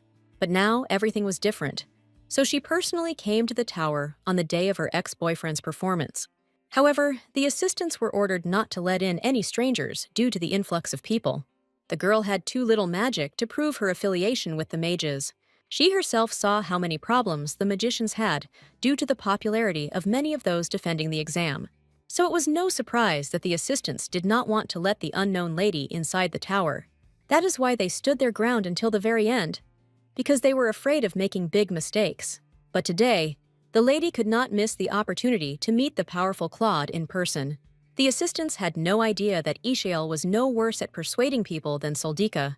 Now that the scary glasses were removed from the heroine, she was able to persuade anyone. Meanwhile, Amarellas just now learned that his brother just married the sweet Ishael. Dylan hadn't originally planned on getting married, but now he didn't want to give up the opportunity. Of course, the ruler immediately supported his brother, whom he loved more than anything in his life. He was always interested in knowing any details about the life of a modest young man, but the guy tried to keep his mouth shut, because there were already a lot of rumors about him. Amarellas did not expect that even with his busy schedule, his brother would manage to complete all of his tasks. Until now, Dylan had been looking for any people who were connected to the secret Red Group. He was able to find out that they had planted several people in different government bodies in the Empire. The Emperor was still troubled by the people who opposed him, but he could not catch them. But what scared Amarellas most of all was that the blue moon was about to rise. This meant that Dylan's curse would be strengthened for a while, and he would not be able to see people. The knight still could not control the attacks that his heart was subject to. While Ishael managed to get into the Tower of Magicians, she did not know about the danger from her husband. The lady's thoughts were occupied by a possible meeting with Claude, with whom she would like to work closely. It was a particularly important day for Pedro. As he was about to perform to raise his status, the guy was confident that he looked stunning enough that no one would be able to ignore him. In his dreams, Ishael was already next to him, admiring his incredible beauty with renewed vigor. Nothing could spoil Jian's joy at having passed the exam. He knew that Claude had been trying to create a tracking spell for years, and Pedro planned to interest Savoy in Ishael's research, which had perfected this magic. Since the conversation was about a spell that was important to him, the head of the magicians turned his attention to the guy. Jian had long been yearning for recognition, despite the fact that he did not understand a word of his dissertation. Intuition told the young man that he was finally close to his goal and could become a supreme mage. Everything would have been fine if a real explosion from a weapon had not suddenly thundered next to Pedro. Many magicians were horrified, although they immediately recognized the shot from an ordinary flare pistol. But no one could have imagined that it would occur to someone to interrupt the exam for newcomers. Who else but the heroine could have caused such a scandal right in the middle of the main tower of the magicians? The wizards were furious that the unknown girl was behaving so provocatively. Only Claude's assistant remembered that the lady had in fact observed an ancient tradition. Helique Saturn always carefully monitored the implementation of all laws within the territory of the Mage Tower. So he was the first to remember that one day the first head of the tower introduced a strange rule. Alfred wanted to allow any mage to prevent plagiarism or misinformation in spells. To do this, he introduced a rule according to which it was possible to interrupt someone's performance with a shot. It was precisely this law that the heroine resorted to, so that she could not allow Pedro to appropriate her work. Pedro tried to pretend, until the very end, that everything had been perfectly fine with him up until now.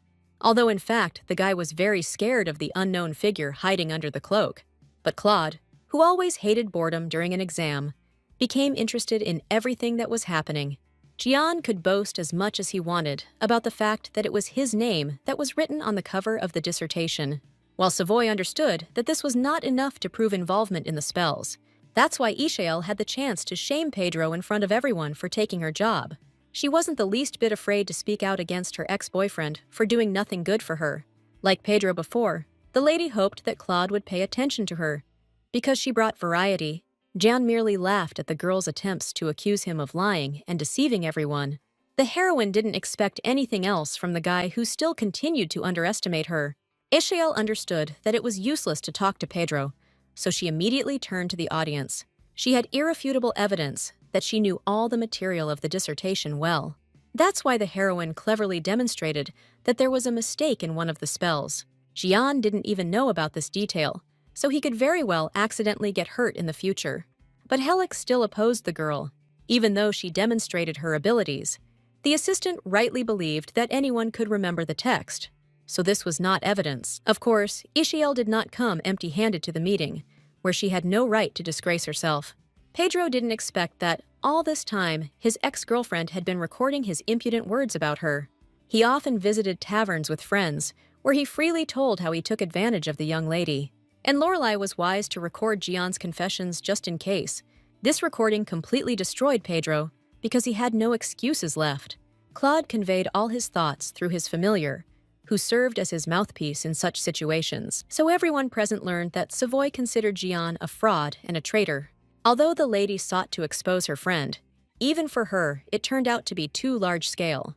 Now Gian's whole life was shattered, along with his dreams of nobility and the title of magician. Claude no longer wanted to see this man who was trying to deceive the entire magical community. The heroine was glad about this incident, because she always thought through everything several steps ahead. The girl dealt her first blow to Pedro at a recent banquet, where he saw her beautifully. And now, Yahello has mercilessly finished off her ex-boyfriend, whom she never liked. Lorelei's heart only started beating faster when she saw Claude approaching. The lady had long dreamed of working with this guy, and now she had every chance to do so. In the heroine's dreams, the magician was supposed to offer her cooperation because she was interested in her. So the lady was already drooling over the endless riches that she would be able to obtain. This development of events was the most ideal option for a girl who loved money. But everything fell apart before it even began. Because for some reason, Claude did not turn to Yahello. The lady was ready to swear that the magician was deliberately avoiding her gaze, as if he was afraid of something.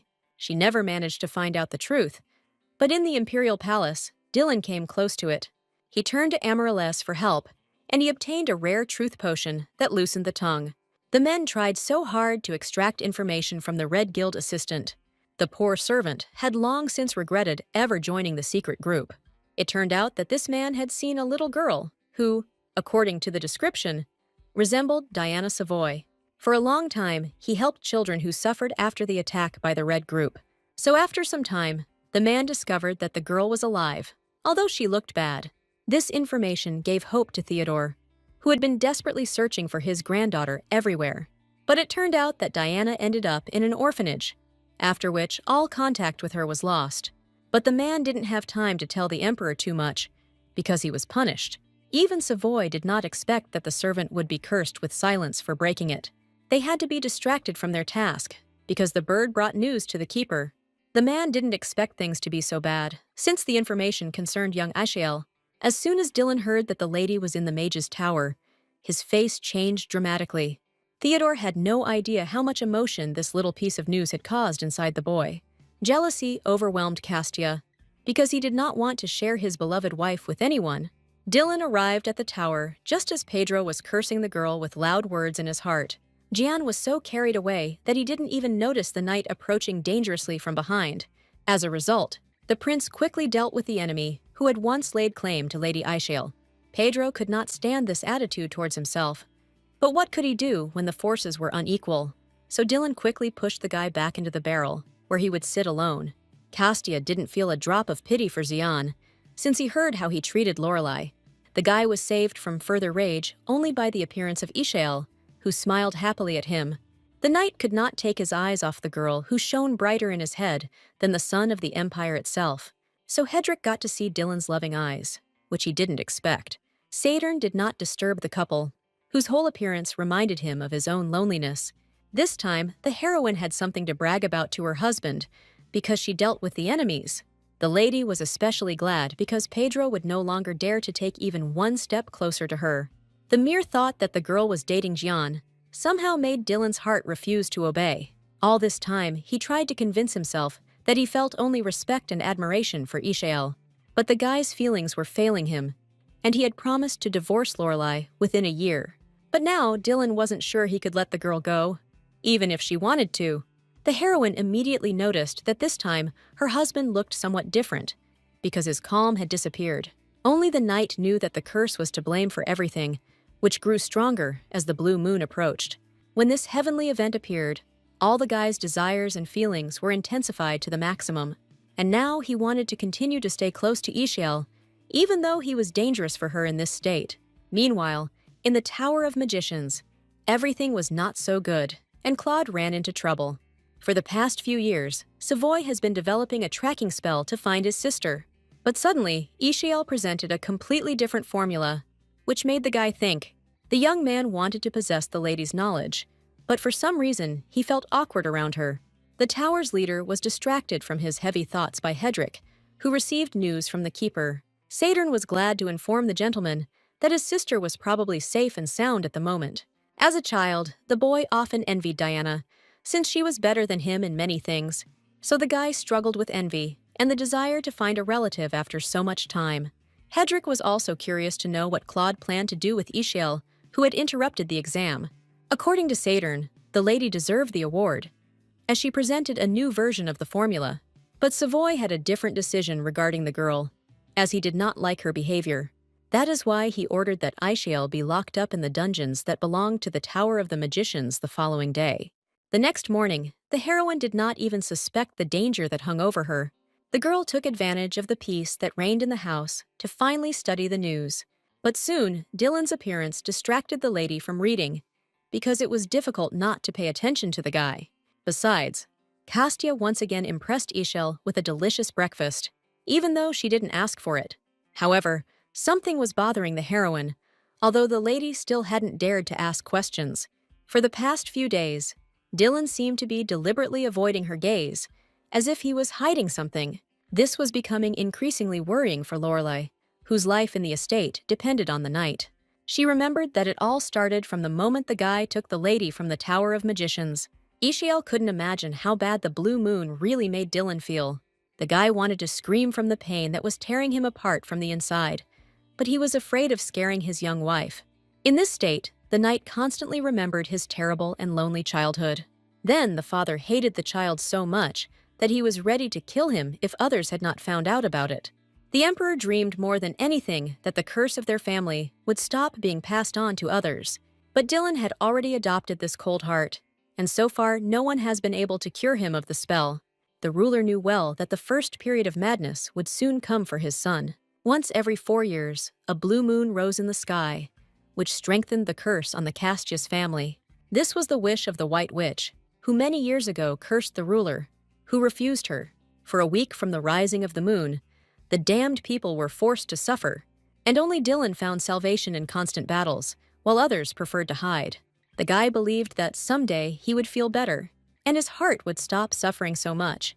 But as the years went by, Castia's curse only grew stronger in his mind, causing his body to suffer.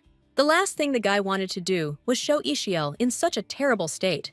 And, as luck would have it, on that very day, the lady did not go to work, as she noticed that her husband was feeling unwell. She was furious that the young man was trying to hide his strange illness from her. The heroine didn't like the very idea that the knight, for some reason, didn't trust her. Dylan had no idea the girl would be so angry at his attempts to protect her. He had never seen such emotions on the face of a girl who always just smiled. Now Ishiel showed concern for the knight because she wanted to thank him for his help. Dylan's consciousness demanded that he hold this fragile lady close to him, towards whom his body was drawn. But Castia did not dare ask Lorelei about such a thing, because he was afraid of harming her. However, this time, the miss herself stayed by her husband's side to help him recover from his illness. The heroine was filled with determination and a desire to cure the guy, no matter what. She was unaware that her presence only served to further provoke the young prince's curse. In the end, everything came to the point that the guy could no longer contain the emotions that were tearing him apart from the inside. The guy warned the girl so many times, but she never listened to his stern words. The young man's patience snapped, no matter how hard he tried to restrain himself all this time.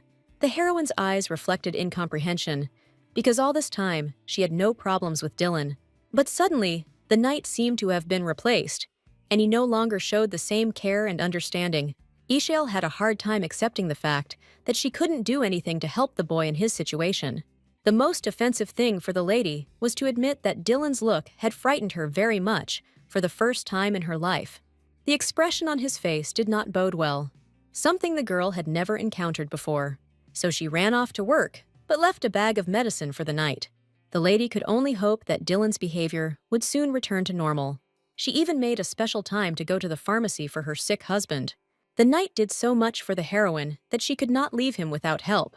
The girl's thoughts were confused after everything that had befallen her over the past few days, but she still noticed excitement among the aristocrats due to the unusual phenomenon in the sky. This was not the first blue moon in Ishiel's life, but each time she was enchanted by this phenomenon. The girl considered something like this to be very beautiful, because in the past, this moon had helped her to distract herself from sadness. She remembered that in that life at this time, the keeper died a terrible death while saving people. This loss shocked the entire empire, as Theodore was respected by many for his wisdom and boundless patience. After the death of the guardian, almost nothing remained of the Savoy family, which caused sadness among the people. The heroine knew how to fix this situation, but to do so, she needed Claude's cooperation. But now she had no choice but to do her job in the palace competently. Suddenly, the girl heard children's voices. Although she was ready to swear that there were no children nearby, she turned around in surprise, trying to find the source of the children's sounds around her. It turned out that there really were no children, but a real ghostly illusion appeared before the lady. Ishiel had never seen this young girl with blonde hair before, who was clearly visible in front of her. Just like before, the flashbacks made Lorelei's head feel like it was going to explode. Her colleague Lucy suggested that the lady could see awakened visions that appeared to the Second Circle magicians. Now the heroine had a real excuse to go to the mage's tower again. So Ishiel was delighted with the unexpected hint that came from her good friend. But today, Miss didn't have time to escape, because Merlin had prepared a ton of work for her. The blonde girl was tired of Lorelei not doing her job lately. So the heroine spent the whole evening fiddling with the documents, of which a huge number had accumulated. Now the lady dreamed only of not being approached by anyone else today. To Lorelei's delight, she was soon visited by Sir Toph, who often shared coffee with the tired worker. The guy periodically entertained the girl while she worked, for which she was always grateful to him.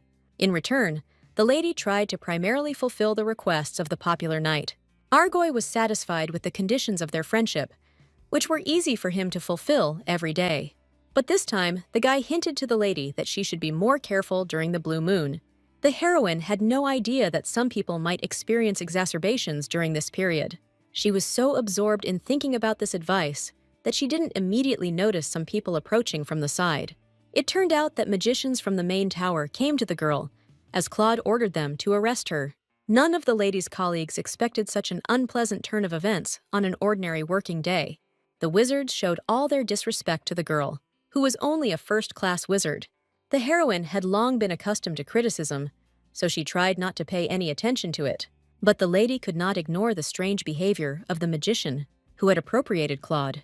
Even his colleagues began to calm the man, who was behaving too provocatively this time. No one expected that the guests from the Tower of Magicians would behave so unusually. Only the heroine dared to say that it was impossible to behave like that in the office of the Imperial Palace. She had already had to calm down people who were behaving too violently for no reason. But it turned out that this magician had an important matter with Yahello, and he believed that the lady would definitely not be able to handle it. The man thrust a magic formula under the girl's nose, which none of them had yet managed to solve. The heroine retained almost all of her memories from her past life, along with her skills and abilities. It so happened that one day the lady even learned programming for a work task. Who would have thought that all magic formulas would consist of program codes? Yahello's joy knew no bounds when she realized that she knew the answer to this task perfectly well. But Miss didn't have time to solve the problem, because Claude's chief assistant came to see his representatives. This man's name was Spencer, and he was in charge of imprisoning people under the orders of the tower's leader. And now the guy was unhappy because his assistants were taking so long to complete this task. Before the lady could say a word, Spencer had her hands cuffed with a snap of his fingers. No one present believed that the girl had actually managed to commit such a serious offense. Marilyn was the first to stand up for her friend, in whose honesty and fairness she was confident. But the heroine didn't need help, because imprisonment was a chance for her to get into the magician's tower. Only in this way could the lady have the opportunity to save Theodore during the imminent attack on the tower. While the lady was being led to prison, Hedrick still suspected nothing and calmly went about his business. Saturn had been so busy lately that he had missed almost all the news in the Empire, so the wizard did not expect to see Yahello, who unexpectedly burst into his office. Hedrick hoped until the very end that Claude would change his mind about imprisoning the lady. But in the end, Lorelei even had to escape from the guards, who were now looking for her all over the tower. In fact, the heroine didn't just find Hedrick, because she didn't need any salvation. She had a hunch that she would be able to register in the tower as a second-level mage. This is because such strange memories never occurred to ordinary magicians. It was such an important matter that Saturn completely forgot about the lady's problems with the prison. The only thing that bothered him was Claude's strange attitude towards the girl who had made a great contribution to the spell. Hedrick feared that increasing the level of magic could threaten Yahello with imprisonment for many years. What confused the guy most was that the girl didn't even look guilty to the one they were trying to lock up. In Hedrick's office, there was always a book that could determine the level of magic of any person. The heroine did not remember anyone having such an important item in her past life. As soon as the girl put her hand to the book, an incredibly strong wind immediately rose up around her. Yahello wasn't scared, only because Hedrick had remained calm until now, as if everything was fine, while the book suddenly opened an eye that allowed it to look inside any person. The heroine's heart began to beat faster in anxiety, because her life now depended on the book's decision. It turned out that the eye saw only the first circle of magic in Lorelei, which greatly upset the lady. Miss refused to believe that her memories were just hallucinations, while Hedrick was glad that nothing else connected the girl with the Tower of Magicians. But Yahello was ready to go to prison, just to soon find herself at the very center of events. No matter how hard the guy tried to reason with the girl, it was all useless, because she knew more than him. That's why Lorelei even decided to blackmail her friend, just to achieve her goals. So Hedrick had no choice but to bring the lady to the unpleasant dungeon. Saturn did this only because he hoped to soon change Claude's strange decision. Inside, there were many powerful magicians who were caught for petty magical crimes. To Hedrick's surprise, Yahello was delighted to find herself in this dark place. The guy had a feeling that he was the only one who needed the girl to return home as soon as possible. But he was sincerely worried that Dylan might, out of rage, interfere with his wife's imprisonment. But Yahello still didn't know anything about the fact that she had accidentally married a real prince. The girl considered the knight nothing more than a simple neighbor with whom she had a good relationship. No matter how kind and sweet the guy was to her, the lady doubted that he would notice her absence. While there was such an opportunity, Miss decided to give herself a rest because there were too many thoughts in her head. But the heroine's loneliness did not last long, because soon she heard a whisper. It turned out that the other prisoners were so bored that they decided to laugh at the new girl. What surprised the lady most was that each of them was a mage above the second level, but they were still sitting in the dungeon. But the strangest thing that Ishel found was that instead of a lock, there was one of the program formulas. It turned out that this spell was cast on the prison gates by the very first head of the tower. He believed that if someone could solve this spell, they would be worthy of escaping from the dungeon. Lorelei wasn't at all frightened by the magician's warnings that she wouldn't be able to open the doors anyway. The lady knew programming very well, so she was interested in trying her hand. And literally, within a few minutes, the heroine was able to solve the magic formula. Ishel herself didn't expect that she would be able to deal with the prison doors so easily.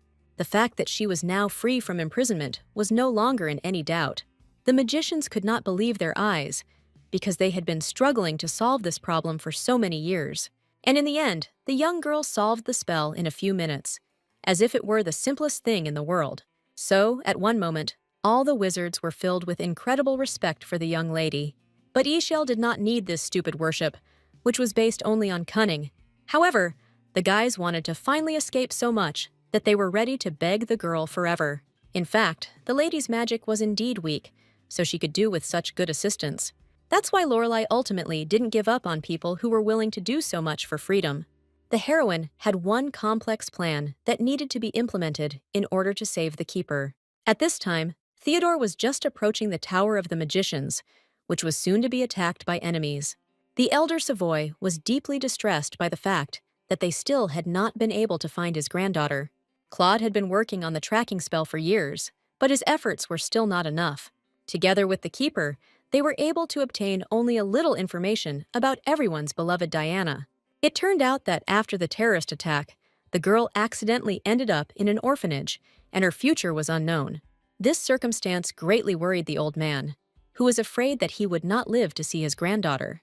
But life kept throwing him other problems, and this time the carriage suddenly stopped. Theodore was in no mood to be late, as he had a huge amount of work to do in the mage's tower. Too late, the wizard sensed that the tower was emanating oppressive and dangerous enemy energy. It was not difficult to guess that only the Red Guild would dare to raid the very center of magic. Claude also did not immediately recognize the danger, since his thoughts were entirely occupied with his missing sister. Theodore couldn't allow his only relative to die, so he ordered Claude not to approach the tower. Meanwhile, the heroine arranged a real torture for the wizards who wanted to escape from prison. None of the men understood why they were digging the ground in their rooms so carefully, but the lady demanded discipline and obedience if the mages truly wanted to escape to freedom. They worked until suddenly deafening explosions were heard in the Tower of Magicians. Only Ishel understood that this meant the beginning of an attack on the entire Tower of Magicians. The wizards began to rush at the bars of the gate in panic, as if they had forgotten that it would never open. They demanded that Lorelei keep her promises because they wanted to stay alive in this situation. But the girl had no intention of rushing anywhere, since she knew that it was too dangerous outside now. That is why the heroine tried to stick to the original plan, in which Theodore was supposed to come to the dungeon. She remembered well the news about the terrorist attack, which she had carefully studied in her past life. Then, only the custodian was able to defuse the bombs that appeared in huge numbers in the tower. And soon, out of fatigue, the old man could think of nothing better to do than hide in the dungeon for a while. By this point, his condition was so dire that Savoy could die at any moment. But the heroine had hoped that she would be able to save the old man, no matter how badly he suffered. Theodore held on with all his might, although the strain on his old body proved too great.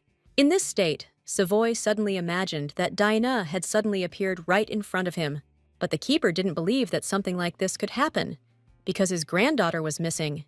Just as he was gathering his thoughts, Diana's face disappeared again, and Ishiel's appeared.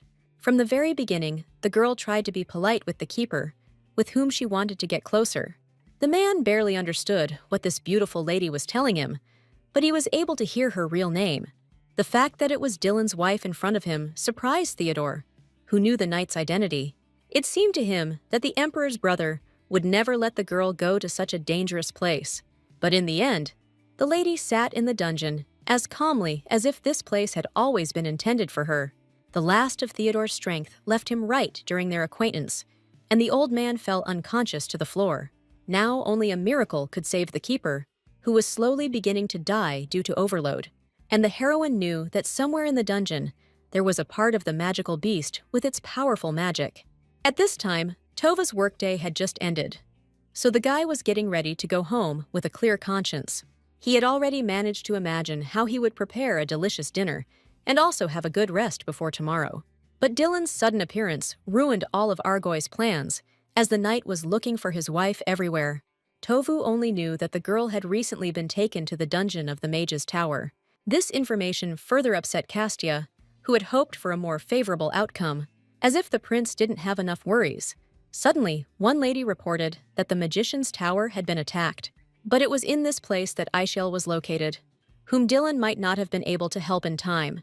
Since ancient times, a large amount of magic has come from magical divine beings.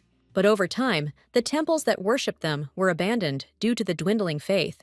And then many creatures disappeared from this world, because they had nothing more to do here. This is why any elements imbued with their magic were so highly valued in the Empire. Such things carried within them enormous divine power, which was not inferior to the power of magical beasts. And finally, the heroine was able to find such an element right in the middle of the dark dungeon of magicians. It turned out to be a small piece of moss that was imbued with the energy of an ancient creature.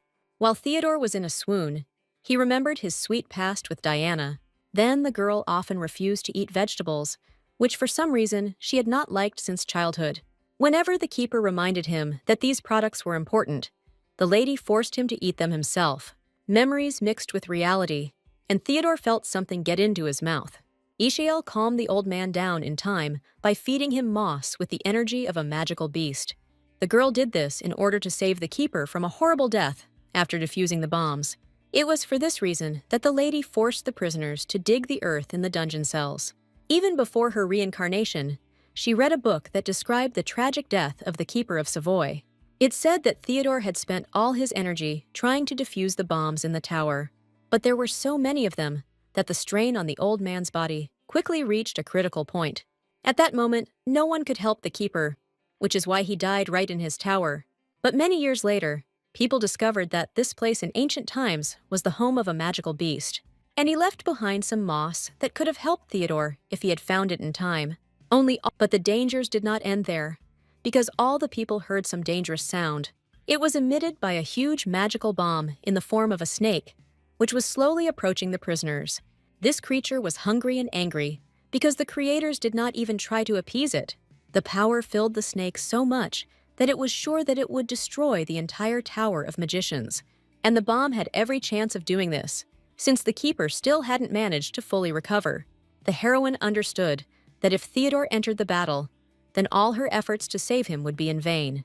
The prisoners were terrified that they would be eaten before the entire tower was blown up. Of course, the snake had a magic formula, which, if solved, could be neutralized. The lady knew programming so well that she had no doubt about her success. She just needed a little time to concentrate and think carefully. Even Theodore was unaware of the fate of this battle, which could have ended in death for them all. For some reason, the keeper couldn't take his eyes off the girl who was putting herself in danger. The more he watched her, the more he saw his granddaughter in the form of a young lady. However, this was impossible, because the heroine had a completely different name, and her appearance was different. The mist completed the task quite quickly, and the snake-shaped bomb slowly dissolved into thin air. The girl herself did not expect that such a complex formula would turn out to be as easy as pie for her. Seeing her success, many mages congratulated Lorelei, which earned them even more respect. The heroine was glad that in her past life, she had studied all the data on programming in such detail. After all, now she could solve even those problems that were beyond the power of high-level magicians. What pleased Yahello most was that she was now right in the center of people's attention. It was very important to her to save Theodore's life, with whom she could later collaborate. But the lady relaxed too much after her victory, and didn't notice how the enemy had snuck up on her. It turned out that among the prisoners, there were also followers of the cruel Red Guild. This guy was terribly dissatisfied with the fact that some lady quickly coped with the magic formula. Before Yahello could even blink, someone had deftly dealt with the unpleasant opponent. It turned out that Dylan arrived just in time to save the girl from a fatal blow. The lady couldn't believe her eyes when the guy suddenly appeared in front of her, as if out of nowhere. In a matter of minutes, the prince dealt with all the enemies that belonged to the Red Guild. Immediately after his appearance, the guards, who had been delayed somewhere, finally ran into the dungeon. In a panic, they carried out the custodian and other people who had been injured during the bomb attack. The heroine should have been prepared for Dylan to try to find out who imprisoned her, all because the guy had the opportunity to punish any enemy of his wife. But Yahello had no one to blame, because she went to prison of her own free will. But the lady did not expect to see the knight here, since he had recently been feeling ill. Her heart skipped a beat when the young man confessed that he had come to the dungeon only for her sake. But this morning, Dylan really scared the girl with his strange and incomprehensible behavior. There was a cruel coldness in his words, which made the lady worry that their relationship had deteriorated. But now she again recognized the same caring knight she had married. Although the boy was still under the influence of the blue moon, its effect had almost worn off by this point. That's why now Castia allowed the lady to touch any part of his body if she wanted. He didn't even think about how strange his words might seem to Yahello. Lorelei was sure that the knight's fever, which always accompanied illness, had not completely gone away. But the blue moon's influence had worn off, leaving Dylan feeling even better than ever. He had the audacity to embarrass the girl, who was taken aback by the surprise. The lady immediately admitted honestly that she felt awkward about such closeness with her husband.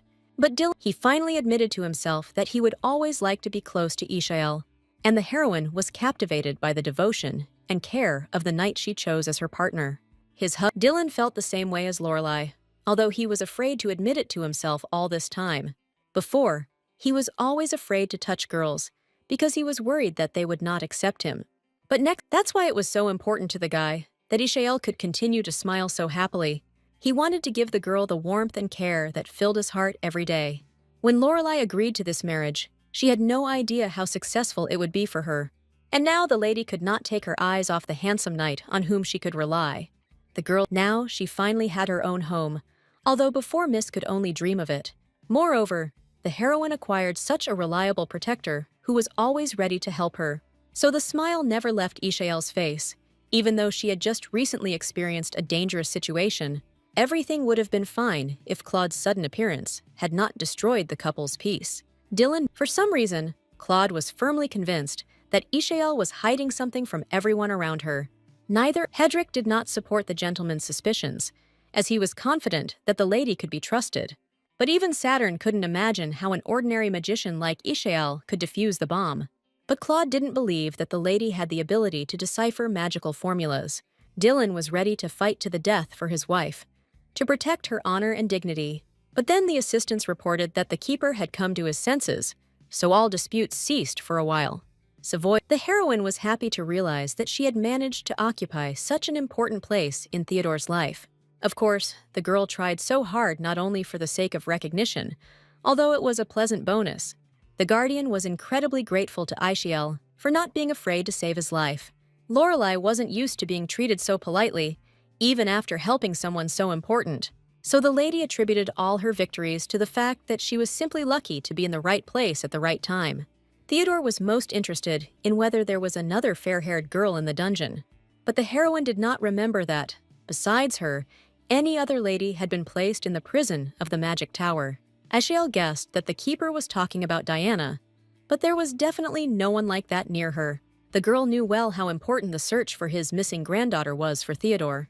Diana Savoy was always a ray of sunshine in her family's life, so everyone around her loved her. She was raised in happiness and understanding, because she had everything a child could wish for. Her mother, Irie Savoy, was a famous magician and possessed a rare gift of healing. Their family lived in peace and prosperity until they were faced with a brutal terrorist attack. From that moment on, only Claude and Theodore remained alive, and the young lady disappeared without a trace for many years. The brother tried unsuccessfully all this time to find the missing girl in the hope that everything would be okay with her. He spent huge amounts of money on research, trying to develop a locator spell, so it was not surprising that the grandfather still kept love for his granddaughter in his heart. Thinking about this, the heroine suddenly realized that she felt envy towards the missing Diana. But now was not the time to delve into thoughts that would not bring anything good to the girl. She was already glad that the keeper forever kept gratitude to her in his heart. Even Claude didn't expect to hear that his grandfather would value this strange lady so much. Theodore's plan was to invite Ishiel to the Tower of Magicians, since she knew how to decipher the formulas. But for this, the heroine needed a whole bunch of money, because she wouldn't work for free. The heroine had no idea how great the financial opportunities were in the Magician's Tower. The keeper laughed good-naturedly when he realized that he could fulfill all the girl's requests. The lady only now realized that she had received final approval from Theodore Savoy. Now the old man was on the side of the girl who had so desperately saved his life just recently. Who would have thought that Ishiel would be asked to join the search for the missing Diana? For the lady, this was a great opportunity, because if the outcome was positive, she could become famous. So Lorelei had no reason to refuse, as things were going well. That is why Miss dared to ask a question about the holiday that was soon planned to take place. The girl completely forgot about the event at which commoners were initiated into aristocrats, but she knew this banquet too well, because the lady remembered it from her past life. Last time, her family received the title for all the merits that turned out to be fake. The worst thing was that it was Ishiel's money that they used for this matter. That is why it was so important for Miss to deceive the society before the beginning of this beautiful initiation. So soon news spread about the attack on the Mage's Tower by the Red Guild, and the culprit of these explosions was found to be a young girl who served in the Imperial Palace. The heroine specifically asked to blame herself for everything in order to see the reaction of her relatives. Oddly enough, Emmanuel was most upset by this, because he had placed his hopes on this couple. His assistants were never able to understand why their emotional master was so upset. Grant immediately refused to believe that Ishiel was truly a danger to the entire society. He was hoping to see a beautiful story about Dylan saving his wife from false accusations. It only now became clear to the servants that no one in the world possessed such enthusiasm. Several days have passed since the terrible terrorist attack took place in the Tower of Magicians. Many of the heroine's colleagues refused to believe until the very end that she was involved in this. But her husband continued to remain silent, and the terrible aura did not allow people to approach him. Amaryllis continued to pretend to be Ford, and disturbing thoughts about Ishiel did not leave his head. The guy relaxed so much that he completely forgot that in this state he made his brother jealous. Now that the heroine was not around, nothing held Dylan back from taking revenge on the nondescript assistant. So the Emperor had to run away from his own brother to avoid punishment. Until now, Amaryllis had not dared to confess to the knight who he really was. Even the custodian did not comment on the news, although no one was injured in the terrorist attack. Everyone around thought Ishiel was a spy, but such terrible gossip only played into the girl's hands. She did everything to make her family suffer, and Pedro was the first to receive recognition for his services. The guy was strong only in words, but in reality, he couldn't even stand up for himself properly. So, as soon as Ilona Lorelei returned home, the man quickly put everyone in their place. He was angry that such a shadow had fallen on his family because of the unpleasant rumors about Ishiel. That's why the first thing he did was to kick out Jian, who was trying to get the title with them. In fact, Elon was doing quite well, and it was no wonder he was away from home all this time because of work. The mother and daughter loved their father so much that he gave them money when Ishiel refused to do so. The head of the Lorelei family has always been known for his ability to get out of even the most difficult situations unscathed. So he supported Soldika and Masa, who wanted to renounce their relationship with Ishiel. The woman wanted nothing to do with the terrorist who had tarnished their reputation, and Elon agreed with his wife, because he never liked his adopted daughter. The only thing that made him happy was that he would soon be able to receive the long-awaited nobility. The man deliberately bribed the Count of Orleans to ensure that his status would be approved, despite his actions, and now he hoped that his daughter would not fall flat on her face and would find herself a worthy groom. In response to these words, Soldika smiled, because she had had her eye on the handsome knight Dylan for a long time, and the girl was not at all embarrassed by the fact that this guy was her sister's husband. The lady sincerely believed that the two of them could become a truly beautiful couple. The guy's choice seemed obvious to the girl, because no one could resist her beauty. So soon, Soldika planned to send a personal letter to the powerful knight. That night, under the cover of darkness, events took place that were hidden from the eyes of most. The leader of the Red Guild gathered his assistants, as he needed reports on the results. But the servants could not boast of any achievements, because all their plans were gradually collapsing due to their opponents. Even the people who were sent to the Mage Tower as spies stopped communicating. The leader's angry aura suggested how dissatisfied he was with these results. His methods always remained cruel, as he mercilessly executed all traitors. The next morning, Soldika finally decided to send her first letter to the guy she liked. It never even occurred to the girl that her feelings might not be mutual on Dylan's part.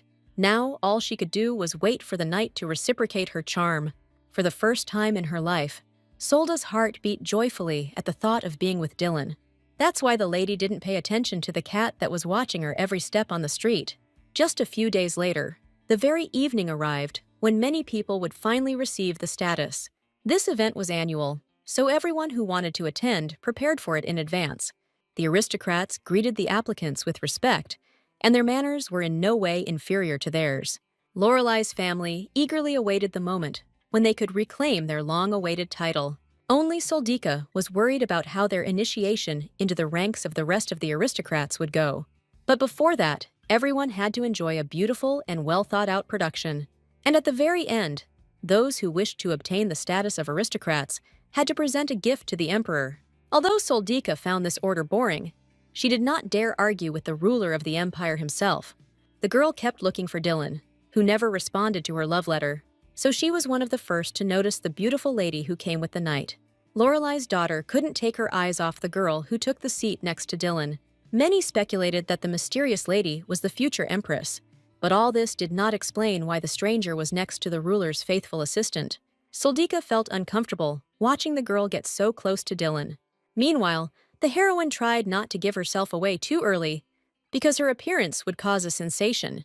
But Castia couldn't resist giving his wife more pleasant compliments. What surprised Lorelai most was that the guy missed her, even though they tried to correspond. While the newlyweds were talking, Amaryllis was amazed at how well they suited each other. The emperor specifically chose a play this time that had a lot of pleasant romance in it. The production was based on a book that was popular among the youth of the empire. It told the story of the love between a boy and a girl who were completely different from each other. In this story, a cold knight meets a kind lady and ends up having his heart melted by her love.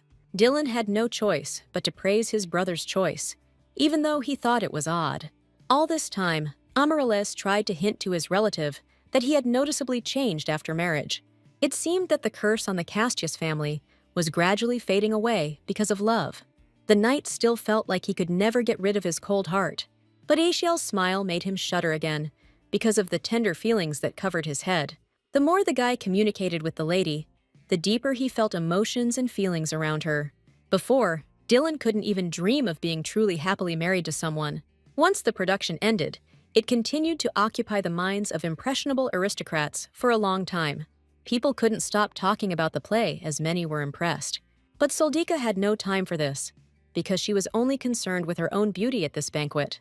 But the girl didn't expect that people began to fear Lorelai's name because of Ashiel's accusation. The parents had no choice but to declare that they had severed all ties with their daughter. They proudly showed documents that confirmed this grandiose fact. But this scandal did not last long, as the assistant soon announced the approach of the emperor. The ruler could hardly contain his joy at the fact that he would shock everyone with his announcement any minute now. It wasn't often that Amaryllis was able to put on a real show during an important event.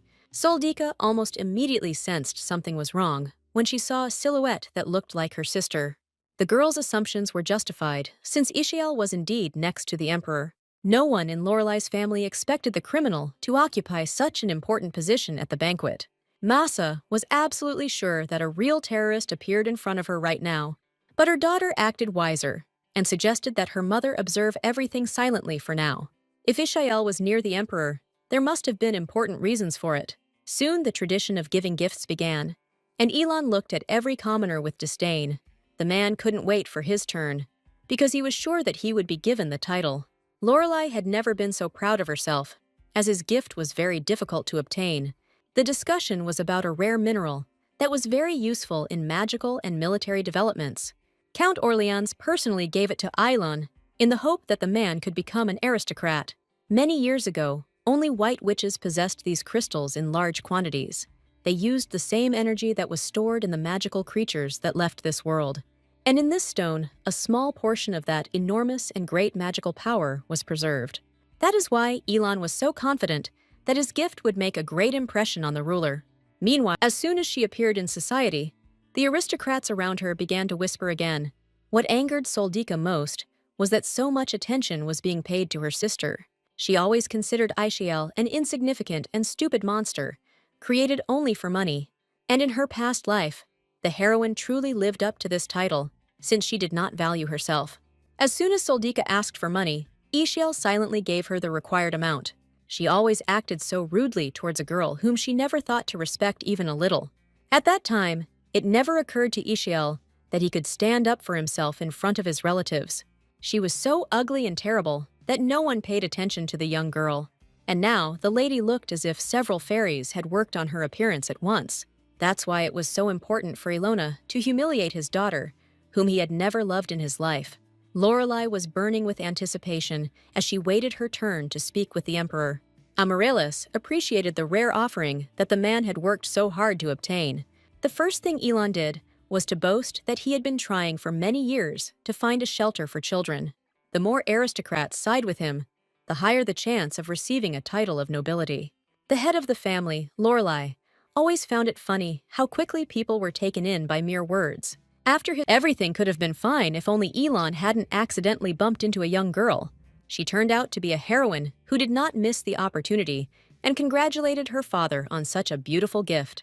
But the man had nothing but anger towards this girl because she only got in his way. The man still hasn't gotten rid of the bad habit that caused him to solve everything by beating.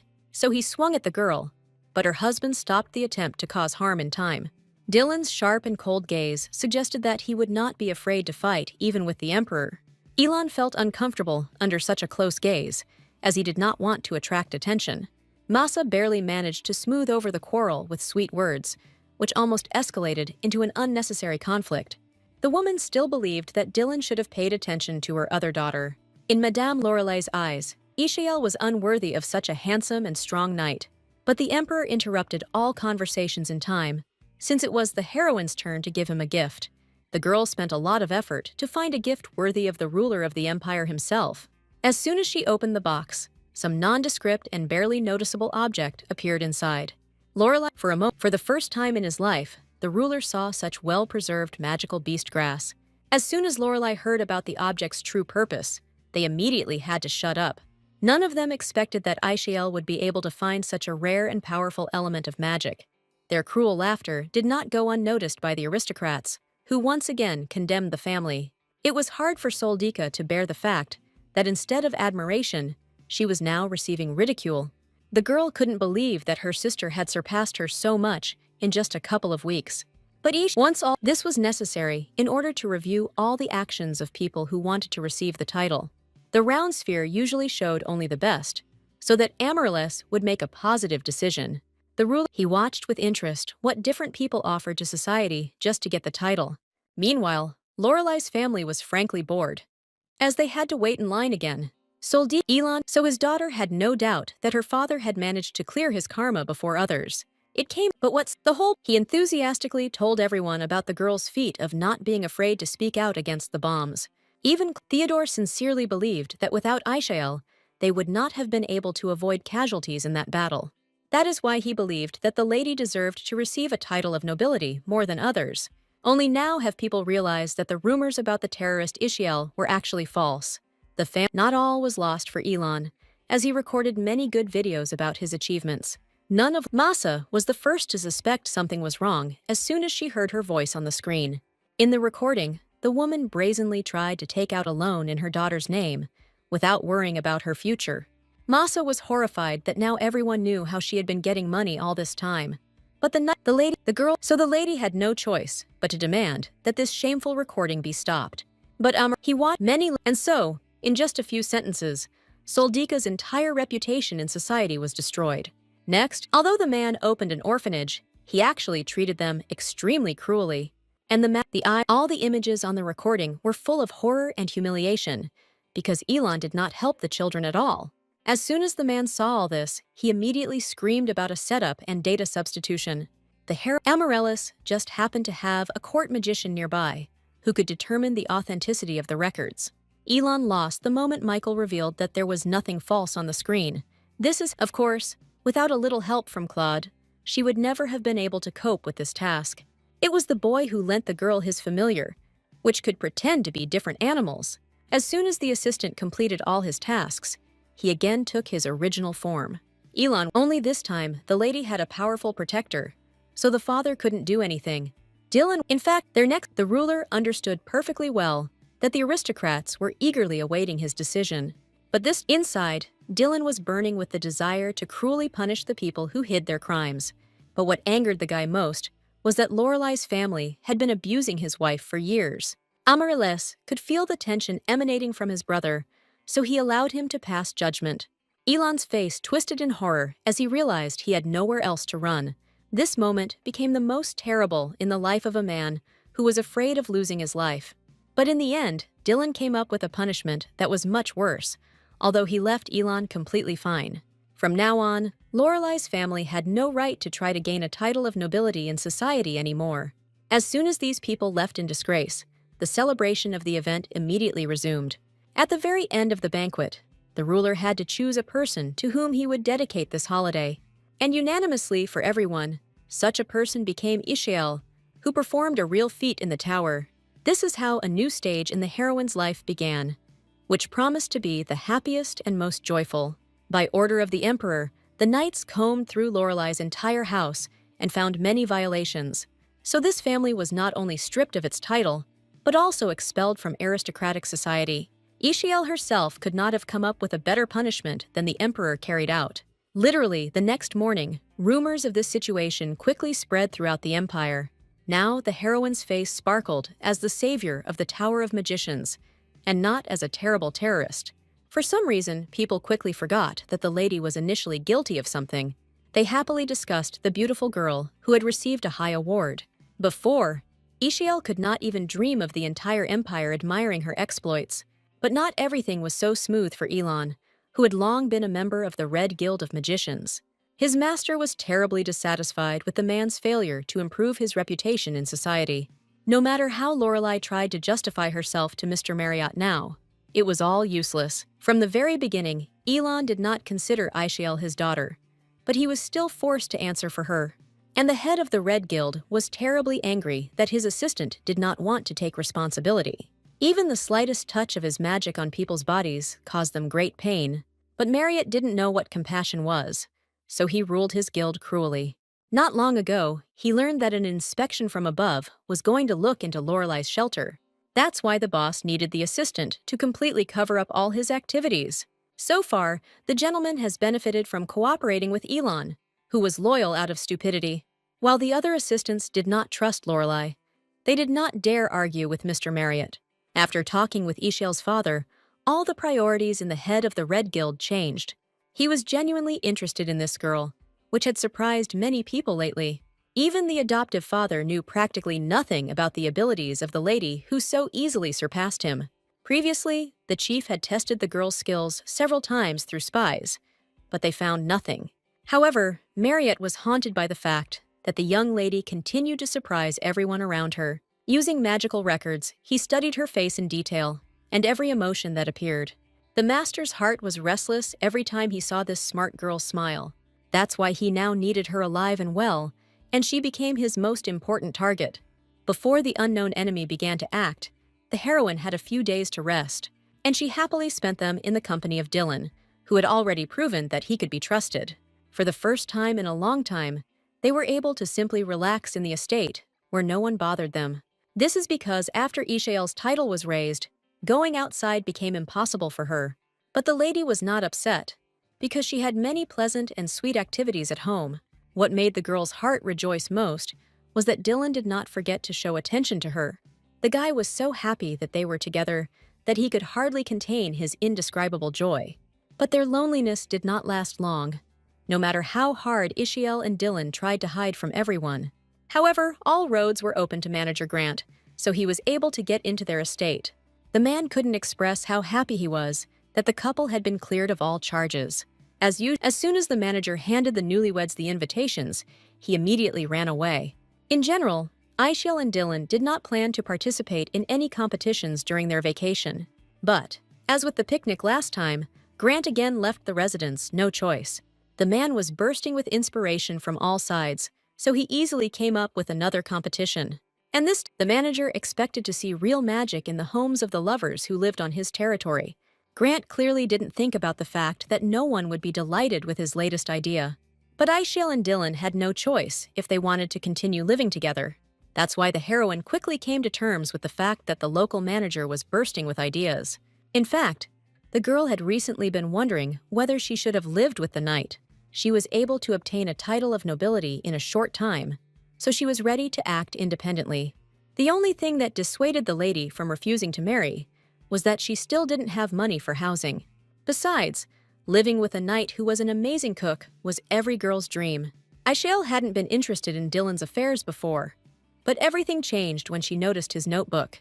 Curiosity immediately awakened within the heroine, who was embarrassed to ask questions in person, so Miss couldn't resist and started reading, even though she knew it was wrong to do so. As luck would have it, at that very moment, the knight returned to the room and noticed all the girl's actions.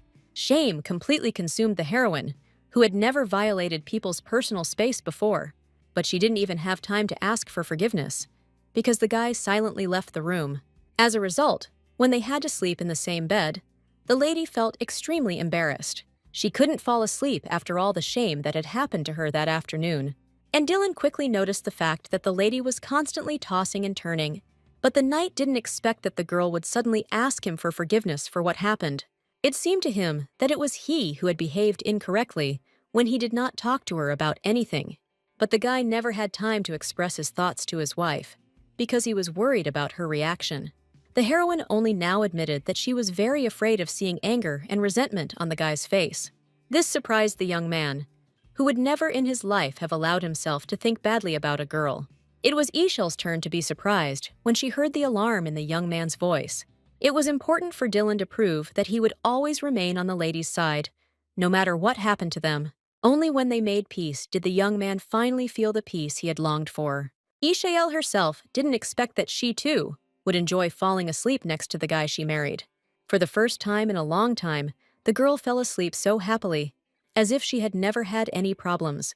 But the lady's very first shared sleep brought her unexpected troubles in the form of memories. Once again, Aishiel saw a little girl talking to a dark-haired boy. This little girl radiated confidence and beauty, as if she had been loved by her family all her life. For some reason, as soon as the heroine saw these children, her heart began to beat a little faster in anxiety. But as soon as the lady tried to see something else, she was abruptly pulled out of this dream. The girl jumped up in bed in surprise, feeling that her heart continued to beat rapidly. It turned out that Dylan was also awake at that moment, as he noticed something strange. Just a few minutes ago, he opened his eyes, because the entire room began to fill with light. Imagine his surprise when the knight saw Aishiel flying high into the air. The boy knew that such a state was caused only by visions that could predict the future. While the lady was dreaming her strange dream, Dylan did not dare wake her up, so as not to accidentally cause harm. The heroine could not even imagine that strange memories would continue to haunt her. Since it was still too early, the young man took the liberty of putting the girl to bed. Aishiel immediately blushed at this address, feeling embarrassed and awkward. It was not the first time she noticed that the knight was treating her well for a reason. Dylan's face often showed that he was genuinely concerned about the well-being of his young wife, and his tenderness and care could win the heart of any lady. What can we say about the heroine? True, until now, Aishiel was afraid to independently seek answers to the questions that tormented her. That's why it was only now that the lady decided to find out why Dylan had always been so kind to her. For the knight, the answer was incredibly simple, although he had not spoken to the lady on this topic before. Only now did he admit that in his distant childhood, he was constantly lonely and tired. The absence of a family weighed heavily on him, but his cruel father had no intention of showing love to the boy. Everything changed the moment Dylan met a girl whose smile was like the sun. It so happened that Aishiel smiled just as dazzlingly from their first meeting, which is what attracted the prince. The heroine could not have imagined that the answer to her question would be so strange and innocent. True, although this became the reason for Dylan's love, he paid attention specifically to Aishiel. The girl had already noticed more than once how attentive and caring the knight remained towards her. Only to him could she trust all her secrets, because she knew that those eyes would never deceive her. The girl's heart beat excitedly in anticipation of intimacy, although she had not planned it. But for some reason now, Yahello herself was ready to reach for the alluring lips of the handsome knight. Although they had not lived together for even 6 months, the lady was no longer sure that she could break up with her boyfriend. The next morning, Lorelei had an important event at the Mage's Tower, where they were already waiting for her. The girl was so excited, as if her whole future life was being decided from this moment. Although Yahello knew that she still wouldn't give up, even if she did poorly on the exam. From the very morning, she desperately drove all bad thoughts out of her head in order to set herself up for a good motive. The lady was unaware that 2 cunning people were watching her from the very entrance of the magician's tower. While the girl went to work, the guy stayed at the estate to prepare it for the competition. Dylan's cheeks flushed with embarrassment as he recalled the events of that night. Although they did not allow themselves maximum intimacy, the lady's face was already erect after the kisses. So Castia became increasingly worried about what would happen to their relationship in a year. Right now, Yahello had no time for romance, because she sensed some kind of catch from the outside.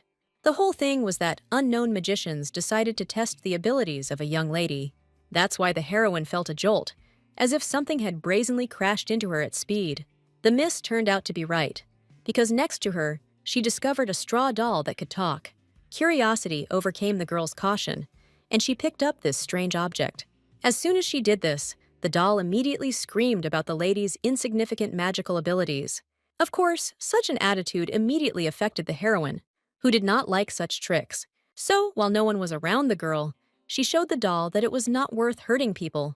But after just a couple of minutes, the magicians Sparrow and Sika appeared near Yahello to take their item. The lady immediately guessed that these people did not like her, because she was a first-level mage. But right now, the girl had no desire to argue with the wizards of the Mage Tower. While the enemies wanted to prove that they were much better than the famous lady, the heroine was only saved from a serious conflict by the announcement that the exam was beginning. As soon as she entered the room, the lady felt with her skin how unwelcome she was there. In recent days, the heroine had been on everyone's lips, although she could not boast of powerful magic. That's why many wizards allowed themselves to whisper about the lady who married Dylan. But as soon as the heroine cast one menacing glance at the nearest gossips, their faces changed. It turned out that Yahello had many followers in the Tower of the Magicians, because Grant spread worship of her. All this made Lorelei feel exhausted even before the exam, and she still needed to somehow solve the problems. But the lady still had no doubt that she would get a high result during the test. As soon as the assistant began announcing the results, all the wizards in the hall fell silent. Everyone prayed to get a high grade, because their promotion depended on it. Many were curious to know how many points Yahello would receive for saving them from the bomb explosion.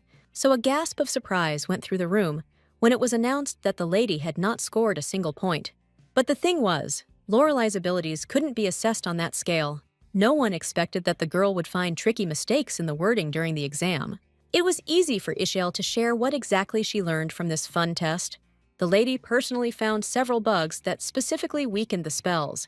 Claude couldn't believe his eyes when he noticed that Lorelei had quickly regained her popularity. Wherever this girl appeared, people soon began to treat her well.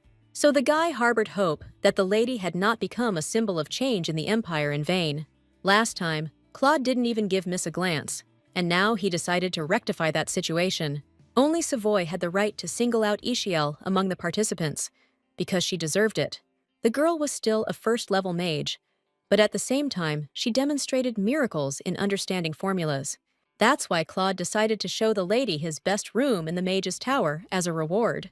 Since childhood, he was a real genius, so he treated people with contempt. The boy mastered the entire magic program so quickly that all he could do was be bored and idle. Claude always believed that it was unlikely that anyone would be born who would be able to surpass his achievements.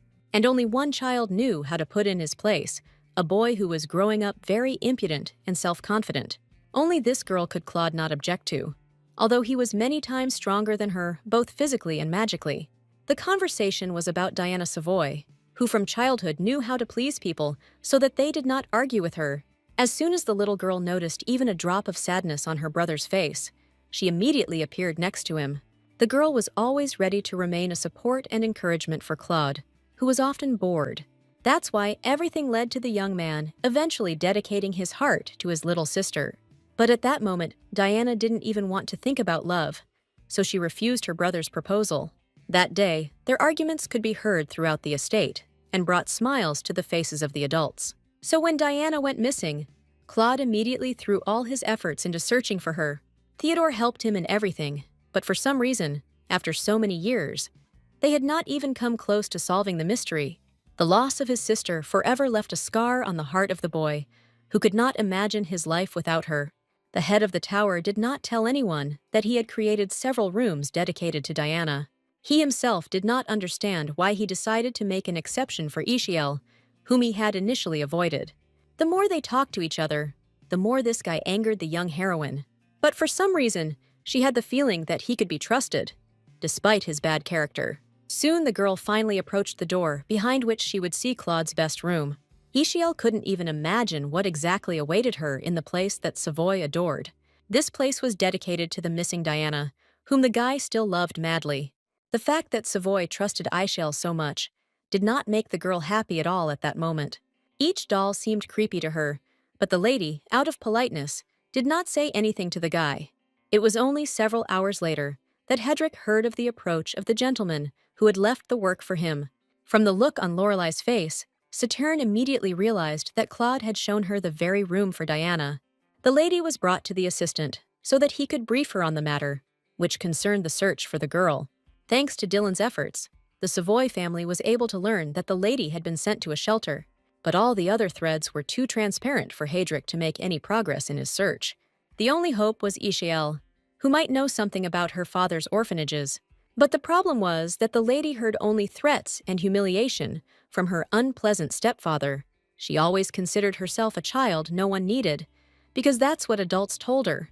But now the lady has a real chance to find her real family.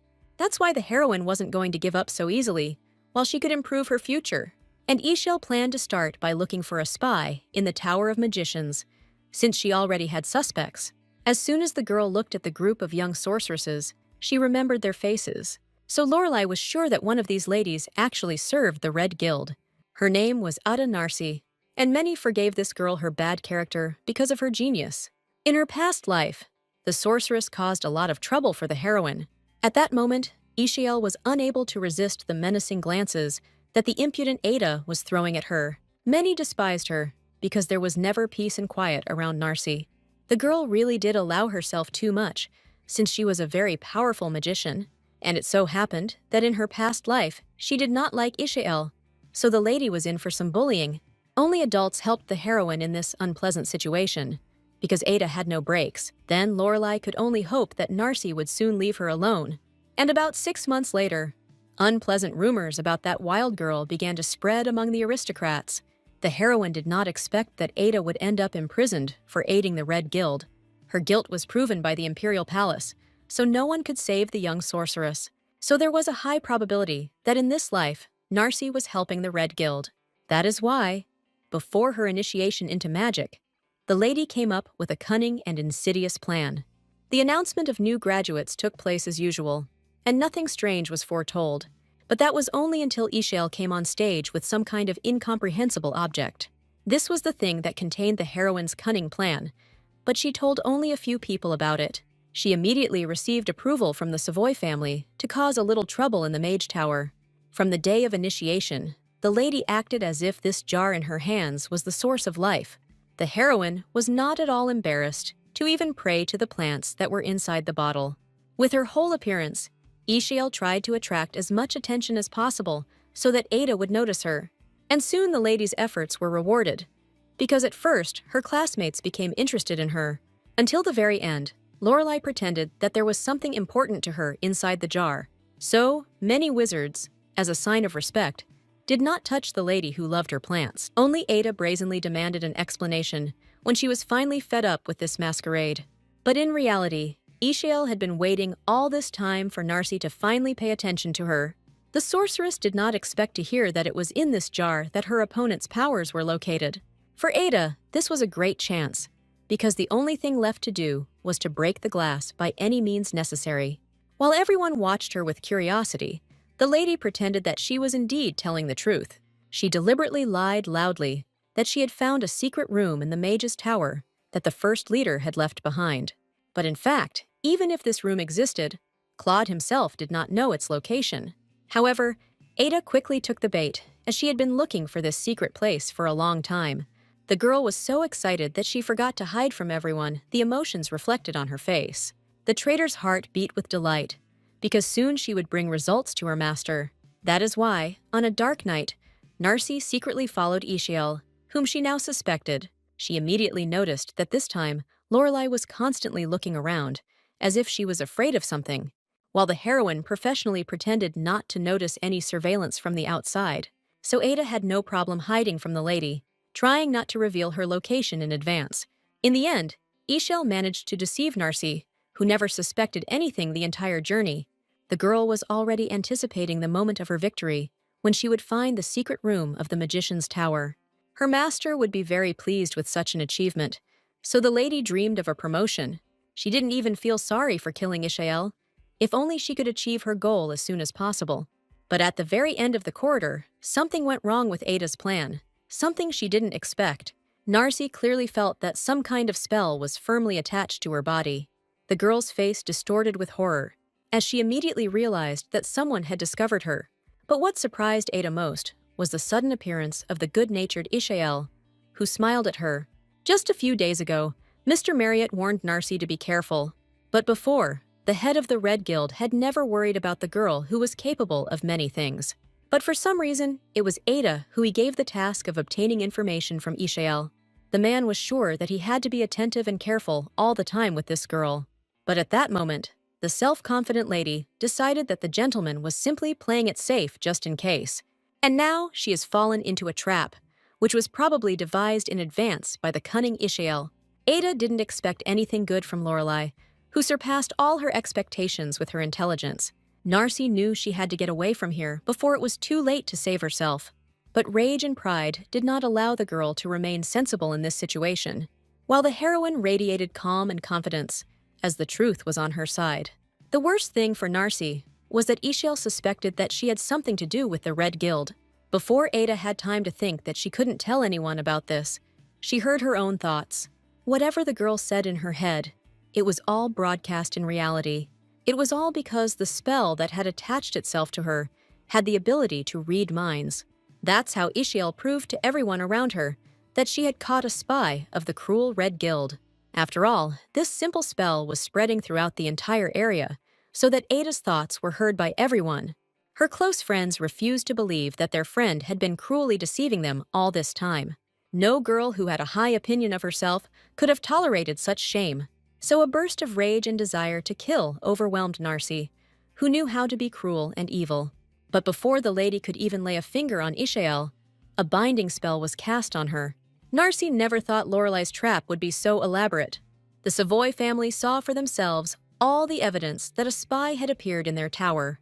Now, no matter what excuses Ada comes up with, all of this will be useless for the magicians. Just like in her past life, all that awaited this girl was prison and cold, magicless loneliness. Despite Ada's sad fate, the heroine was pleased that she was able to save the mage's tower. She was so happy that she offered Claude a high five out of joy, as a sign of her successful victory. The guy had long been trying to avoid girls, especially if they were married to knights. But this time, for some reason, he couldn't resist and fulfilled the strange request of the wise sorceress. Immediately after this action, they both felt as if they were struck by electricity, as an unpleasant feeling appeared. Only the keeper distracted his friends from the awkward moment, as he wanted to praise the girl. As usual, Ishiel attributed all her achievements to other people, since she didn't like to brag. But the lady did not refuse the reward, because she had done a tremendous job of catching the criminal. Lorelei surprised everyone with her desire to continue keeping the jar of plants with her. The more Theodore watched this girl, the more his heart rejoiced. The old man was greatly surprised by the fact that powerful energy emanated from Ishiel while holding the jar in her hands. It was not the first time that the keeper wondered whether this girl was his relative. For some reason, the image of Lorelei constantly reminded Theodore of his long-lost granddaughter. But Aishel didn't have the power of the Savoy family coming from him, so the old man continued to remain inactive. It was the heroine who was more than anyone else glad that this story ended happily. But the lady's dream of a peaceful return home was not destined to come true because of the jar. Even the Savoy family didn't expect to see such a huge column of energy burst out of the glass. After what happened, it was not surprising that the heroine lost consciousness and fell unconscious. For some reason, she kept having the dream about the fair-haired girl comforting the dark-haired boy. This time, the lady saw a romantic moment, because the little girl realized that she had feelings for her friend. They were unhappy together because they were left without parents, and the boy was the saddest of all. However, the stubborn girl said that they would get married in the future, so they couldn't die. The heroine's awakening was slow, and she did not immediately realize that what she had seen was just a dream. Ishiel immediately heard worried voices, as many people wanted her to be okay. The adults scolded the doctor because his help did not help the young lady. But as soon as Lorelai opened her eyes, Dylan immediately noticed her. The guy's heart was still not in the right place because of what happened to his beloved wife. The lady had not yet fully recovered, but she was pleased by this care from the handsome knight. Only when the girl finally woke up did all her friends more or less calm down. Theodore felt regret for recognizing the surge of magical energy too late. Everything happened so suddenly that the keeper didn't even have time to help the young girl. In fact, the heroine did not choose this glass magical artifact for herself without reason. She knew that this jar contained much more magic than it showed to everyone else. The whole point was that many years ago, a magical beast created this item with its own powers. He enclosed in a jar very powerful things that were now especially rare. Even in the past, the heroine read the news that the Red Guild had infiltrated the tower for the sake of this can. That's why the heroine promised herself that she would take possession of this item no matter what. But she didn't expect to receive such a disapproving look from Claude. It turned out that everyone around was very worried about the lady, who had only just come to her senses.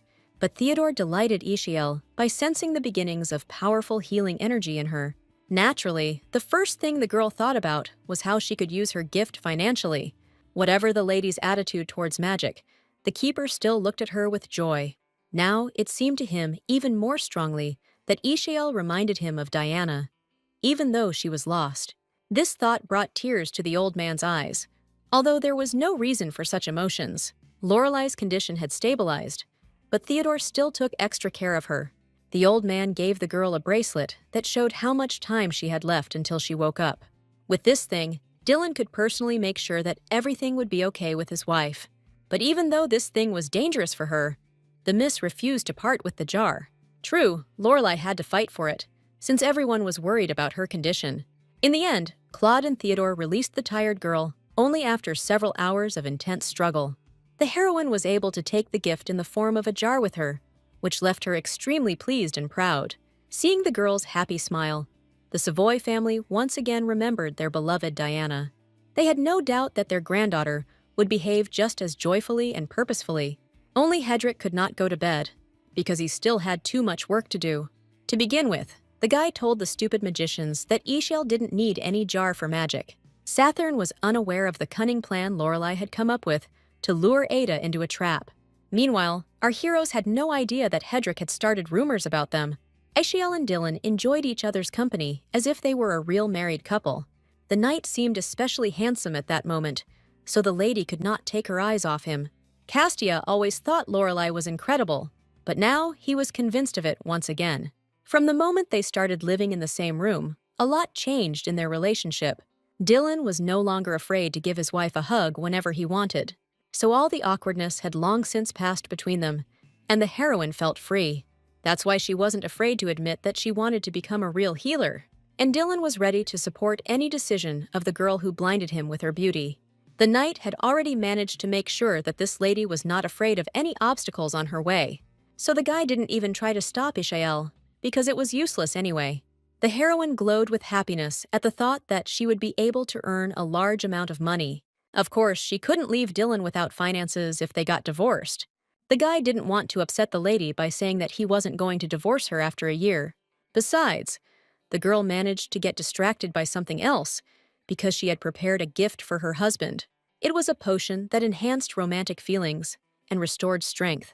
For the first time in his life, Dylan received a gift from a girl, and he was ready to accept it for her sake. Ishiel didn't tell anyone that she had actually taken this thing from Hadric out of spite. But the knight no longer heard a single word from his beloved, as he was completely overwhelmed by his feelings for her. Although Castia did not take the potion, he felt that he was ready to plunge into the depths of love and gratitude. The heroine didn't expect that the guy's face would turn red so quickly after receiving the potion. But Dylan didn't want to return the gift that was so dear to him, because he appreciated his wife's efforts. Whatever she said, from now on the guy considered this thing only his and did not want to share. The newlyweds were arguing so vigorously with each other that they did not notice the approach of other residents. It turned out that the other couples had visited Ashiel and Dylan, who were held up as an example to everyone. Neither the boy nor the girl expected this turn of events, because they had completely forgotten about the housewarming day. And now they had to urgently figure out how to save the situation in such a strange situation. Ashiel didn't have time to prepare anything for the holiday that Emmanuel organized for everyone. This time, it was Dylan who saved the girl, as he had foreseen this turn of events. Meanwhile, Hedrick had to console his master, who was beside himself. For Saturn, this was a routine activity, although he was not paid extra for such work. Claude himself couldn't understand why he couldn't get Ishiel out of his head. It was clear to him that the lady was married, but Savoy's heart still yearned for her. It turned out that a pre-prepared cake with the young heroine's face was already waiting for them at home. None of the newlyweds could boast of such achievements, because they did not know how to cook like that. But at that moment, Ishiel was ready to sink into the ground from shame, just so she could not see anything. But Dylan's efforts made a good impression, and there was nothing to suspect about the couple. If the lady had known that her husband would be so thoughtful, she would have thanked him more often. Thanks to Dylan's efforts, they looked like a real couple who loved each other. The girl's heart treacherously accelerated its pace as soon as the knight approached her. Grant always had an amazing ability to ruin all the good and romantic moments, and this time he invited along with him a guest whom no one expected to see at the estate. The couple were overcome with different feelings when they saw Ford, because they perceived him differently. Of course, Amaryllis asked for it himself, since he could not miss such an event in his brother's life. But he did not take into account the fact that the young man would be very unhappy with his presence. Only Ishiel continued to give her colleague sincere smiles, because she saw nothing bad in him, while the emperor was looking at the huge number of paintings of the lady in the estate. As a result, Amaryllis completely forgot that Dylan had been very jealous of his wife all this time. And now the knight has a real chance to take revenge on his would-be rival. The ruler was saved from real pain only by a fake body that felt almost nothing. Dylan was squeezing his wife's colleague so hard that he could have easily crushed him to pieces. But the emperor didn't even notice this nuance, because he was absorbed in the photographs of the couple. Amaryllis had been asking Dylan for at least one photo for a long time, but he had cruelly refused him every time. Only the other guys were able to help Ford, who almost remained flattened forever. The day went well, and at the end of it, Grant, as expected, presented the award to Ishiel and Dylan. The girl had long ago noticed that the manager, for some reason, felt a strange sympathy towards her. Although the lady was pleased with Grant's attention, this responsibility was becoming increasingly stressful for her. The question of when they planned to have the wedding became especially difficult for the heroine, and Dylan immediately came to his wife's aid, lying that they were already in full swing preparing. Amaryllis was the one who was most delighted with this news, because his brother had told him completely different information. When the newlyweds said goodbye to everyone in the evening, they felt tired inside. But for some reason, the heroine felt uncomfortable with what was happening, as if she was lying to everyone around her. Meanwhile, Theodore and Hedrick came closer to discovering the identity of the leader of the Reds. The Guardian was especially grateful to Ishiel for her help, as it was made possible by her research. That's why he asked so many questions to the assistant, because he didn't know how to thank the girl. Saturn always had a quick and lively mind, so he offered Theodore to become the lady's patron. The old man had never thought of such a thing before, even though he was an important person for many. For this reason, in the past, aristocrats often asked the custodian to introduce their children to society. But after Diana's death, Savoy became so withdrawn that he hardly interacted with people.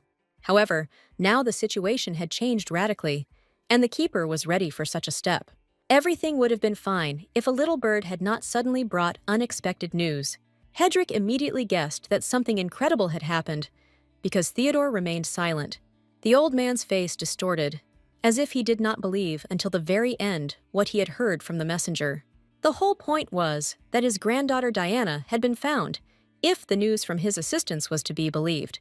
The least thing the keeper expected was that this story would end so easily and quickly. As a result, everyone close to the Savoy family was gathered this morning to check on the girl. The heroine did not expect to be among those invited, but she tried not to argue with anyone. Even Hedrick was glad of her presence, although Yahello was not a member of the great family of mages. The lady tried to clarify with the assistant whether she was even allowed to be here now. Saturn had seen with his own eyes how Claude and Theodore insisted on Lorelei being there, so the lady had no choice but to submit and obey at that moment. Many people questioned whether Diana was real, even though she described her childhood in detail. But it wasn't even this circumstance that surprised the girl so much that she froze in place with a distorted face. Claude appeared before the lady as if he was about to have his own wedding. Hedrick immediately explained that the guy wanted to impress his returning sister. As soon as they met the keeper, the heroine did not notice even a drop of joy on his face. The girl couldn't help asking questions because she was genuinely concerned about Theodore's condition. It turned out that the old man's head was constantly filled with predictions from a powerful magician. He just recently went to see him again to find out news about his granddaughter's return. But the information from the fortune teller did not change, because he saw Diana in marriage with a dangerous man. And the girl has very little time left before her husband hides her from everyone. Unlike the keeper, Yahello did not believe these stories, because her granddaughter was able to return home. The words of encouragement proved helpful to Theodore, who had been going through a lot of trouble lately. However, the old man did not even think of so easily renouncing the words that the unknown fortune teller had told him. The guardian believed the wizard because he felt a powerful magical force coming from him, so the keeper's loved ones could only silently accept his latest strange quirk. There was very little time left before the arrival of the girl, whom the whole family had been looking for a long time. While all the commotion was going on around her, the heroine lingered in front of the portrait of the little lady. The girl was interested to know what kind of person the young granddaughter of the wise guardian grew up to be. She did not immediately notice that the atmosphere throughout the estate became joyful at the thought that Diana was returning. Although Hedrick had never seen the girl, he was happy because of the general joy everywhere. So Lorelei tried to empathize with people's emotions, even though she felt a little uncomfortable. She looked at the photographs of the sweet girl who had been missing for so many years. In confusion, even the maids couldn't hold back their tears of joy at the thought that the whole family would finally be together. Some of them had personally cared for Diana, so for them it was a small victory. Thoughts about her granddaughter did not leave Yahello's head at that moment, and her heart sank in anticipation of the meeting. The lady thought sadly that Diana had always had a loving family, waiting for her return. But the heroine was not going to let jealousy and resentment take over at such an important moment for everyone. As soon as people around saw Diana, no one dared to doubt her resemblance to the portrait. Yahello was the first to extend her hand to the girl, to tenderly introduce herself to such an important person. But the heroine didn't expect that the keeper's granddaughter would suddenly push her back. Hatred appeared on Lady Savoy's beautiful face, because Lorelei did not like her. This act was so unexpected that Yahello could not say anything in response. But as soon as Theodore stood up for Lorelei, Diana's face showed resentment and submission. The girl constantly talked about how she was real, because she remembered her entire past. She even described it in detail in a letter, so that no one would have the desire to check her. The heroine had no idea how much this unknown lady resembled the keeper's granddaughter, but the girl behaved as if she had always lived in this estate and had not gone missing. And now she wanted to have dinner with her family, but she didn't include Yahello on that list. To the heroine's surprise, Theodore stubbornly stood up for her every time his granddaughter appeared. Only Yahello understood that her presence at the meal could spark another conflict with Diana. So the girl didn't resist when Claude suddenly started talking about their common affairs. The guy instantly sensed the atmosphere between the ladies, and thus saved them from further quarrels. As a result, Lorelei once again had to admire the creepy dolls that were in the guy's room. But the girl was still grateful to the magician for freeing her from the need to communicate with Diana. Only now did the lady notice that Claude did not look happy, despite his sister's return. The whole point was that heavy thoughts continued to torment the guy throughout the entire meeting. The heroine couldn't even imagine that the magician didn't feel any heartbeat next to his sister. It turned out that even in childhood, the young man had made a pact with Diana and given her all his love. So he hoped to feel at least some feeling inside that would tell him the right answer. That's why Claude was so eager to meet his sister, who had been missing for many years.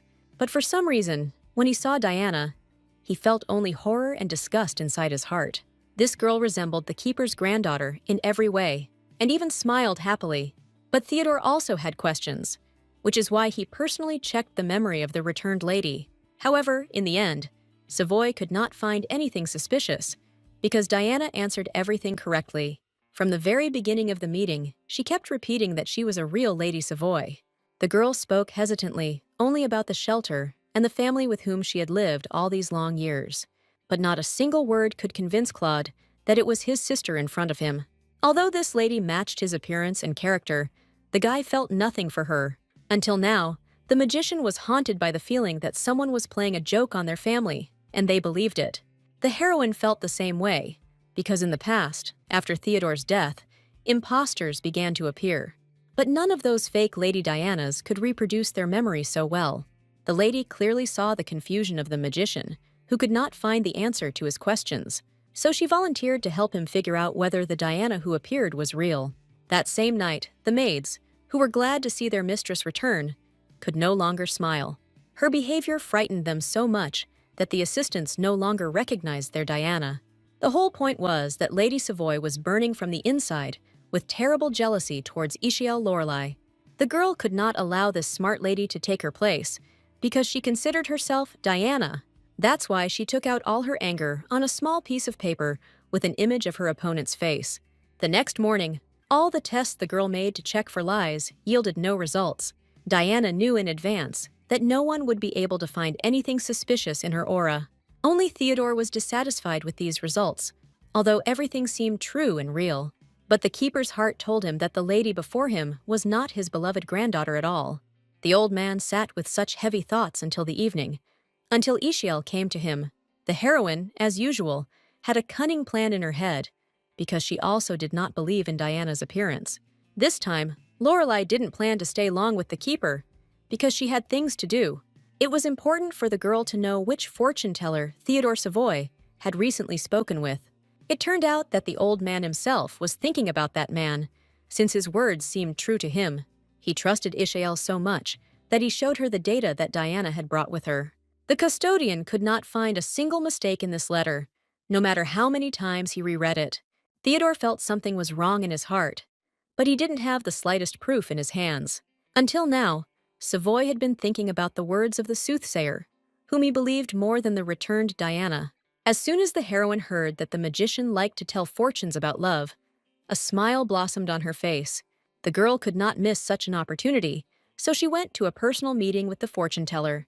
To make it more believable, she took Dylan with her, and together they quickly found the fortune-teller's house.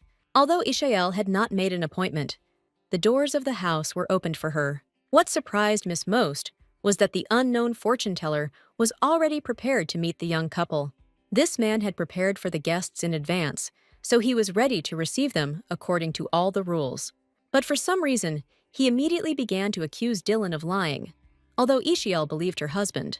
Only the knight knew that he had indeed been hiding from the lady all this time that he was a prince. Castia had no idea how the magician was able to sense his true identity at first sight. He didn't have time to say anything in his defense, as the magician's sphere suddenly turned red. To the puzzled looks of the boy and girl, the fortune-teller explained that one of them had dark thoughts. It didn't even occur to Lorelei to blame Dylan for everything, so she thought about herself. Meanwhile, the sphere became redder and redder, and even the soothsayer himself began to panic. As soon as the heroine defended her husband, the fortune-teller panicked and threw the couple out the door. But the lady was not upset by this incident, because she did not believe that they could think about debauchery. Even the flushed face of her husband did not hint to the girl that the guy was still guilty. Yahello believed in Dylan's innocence so strongly that she had no intention of listening to the fortune-teller's words. But everything changed the moment the miss accidentally remembered the identity of this magician. In her past life, she had heard about a fortune-teller who often used laurel wreaths. Only his skill in dice reading could tell for sure whether Diana Savoy was the keeper's true granddaughter.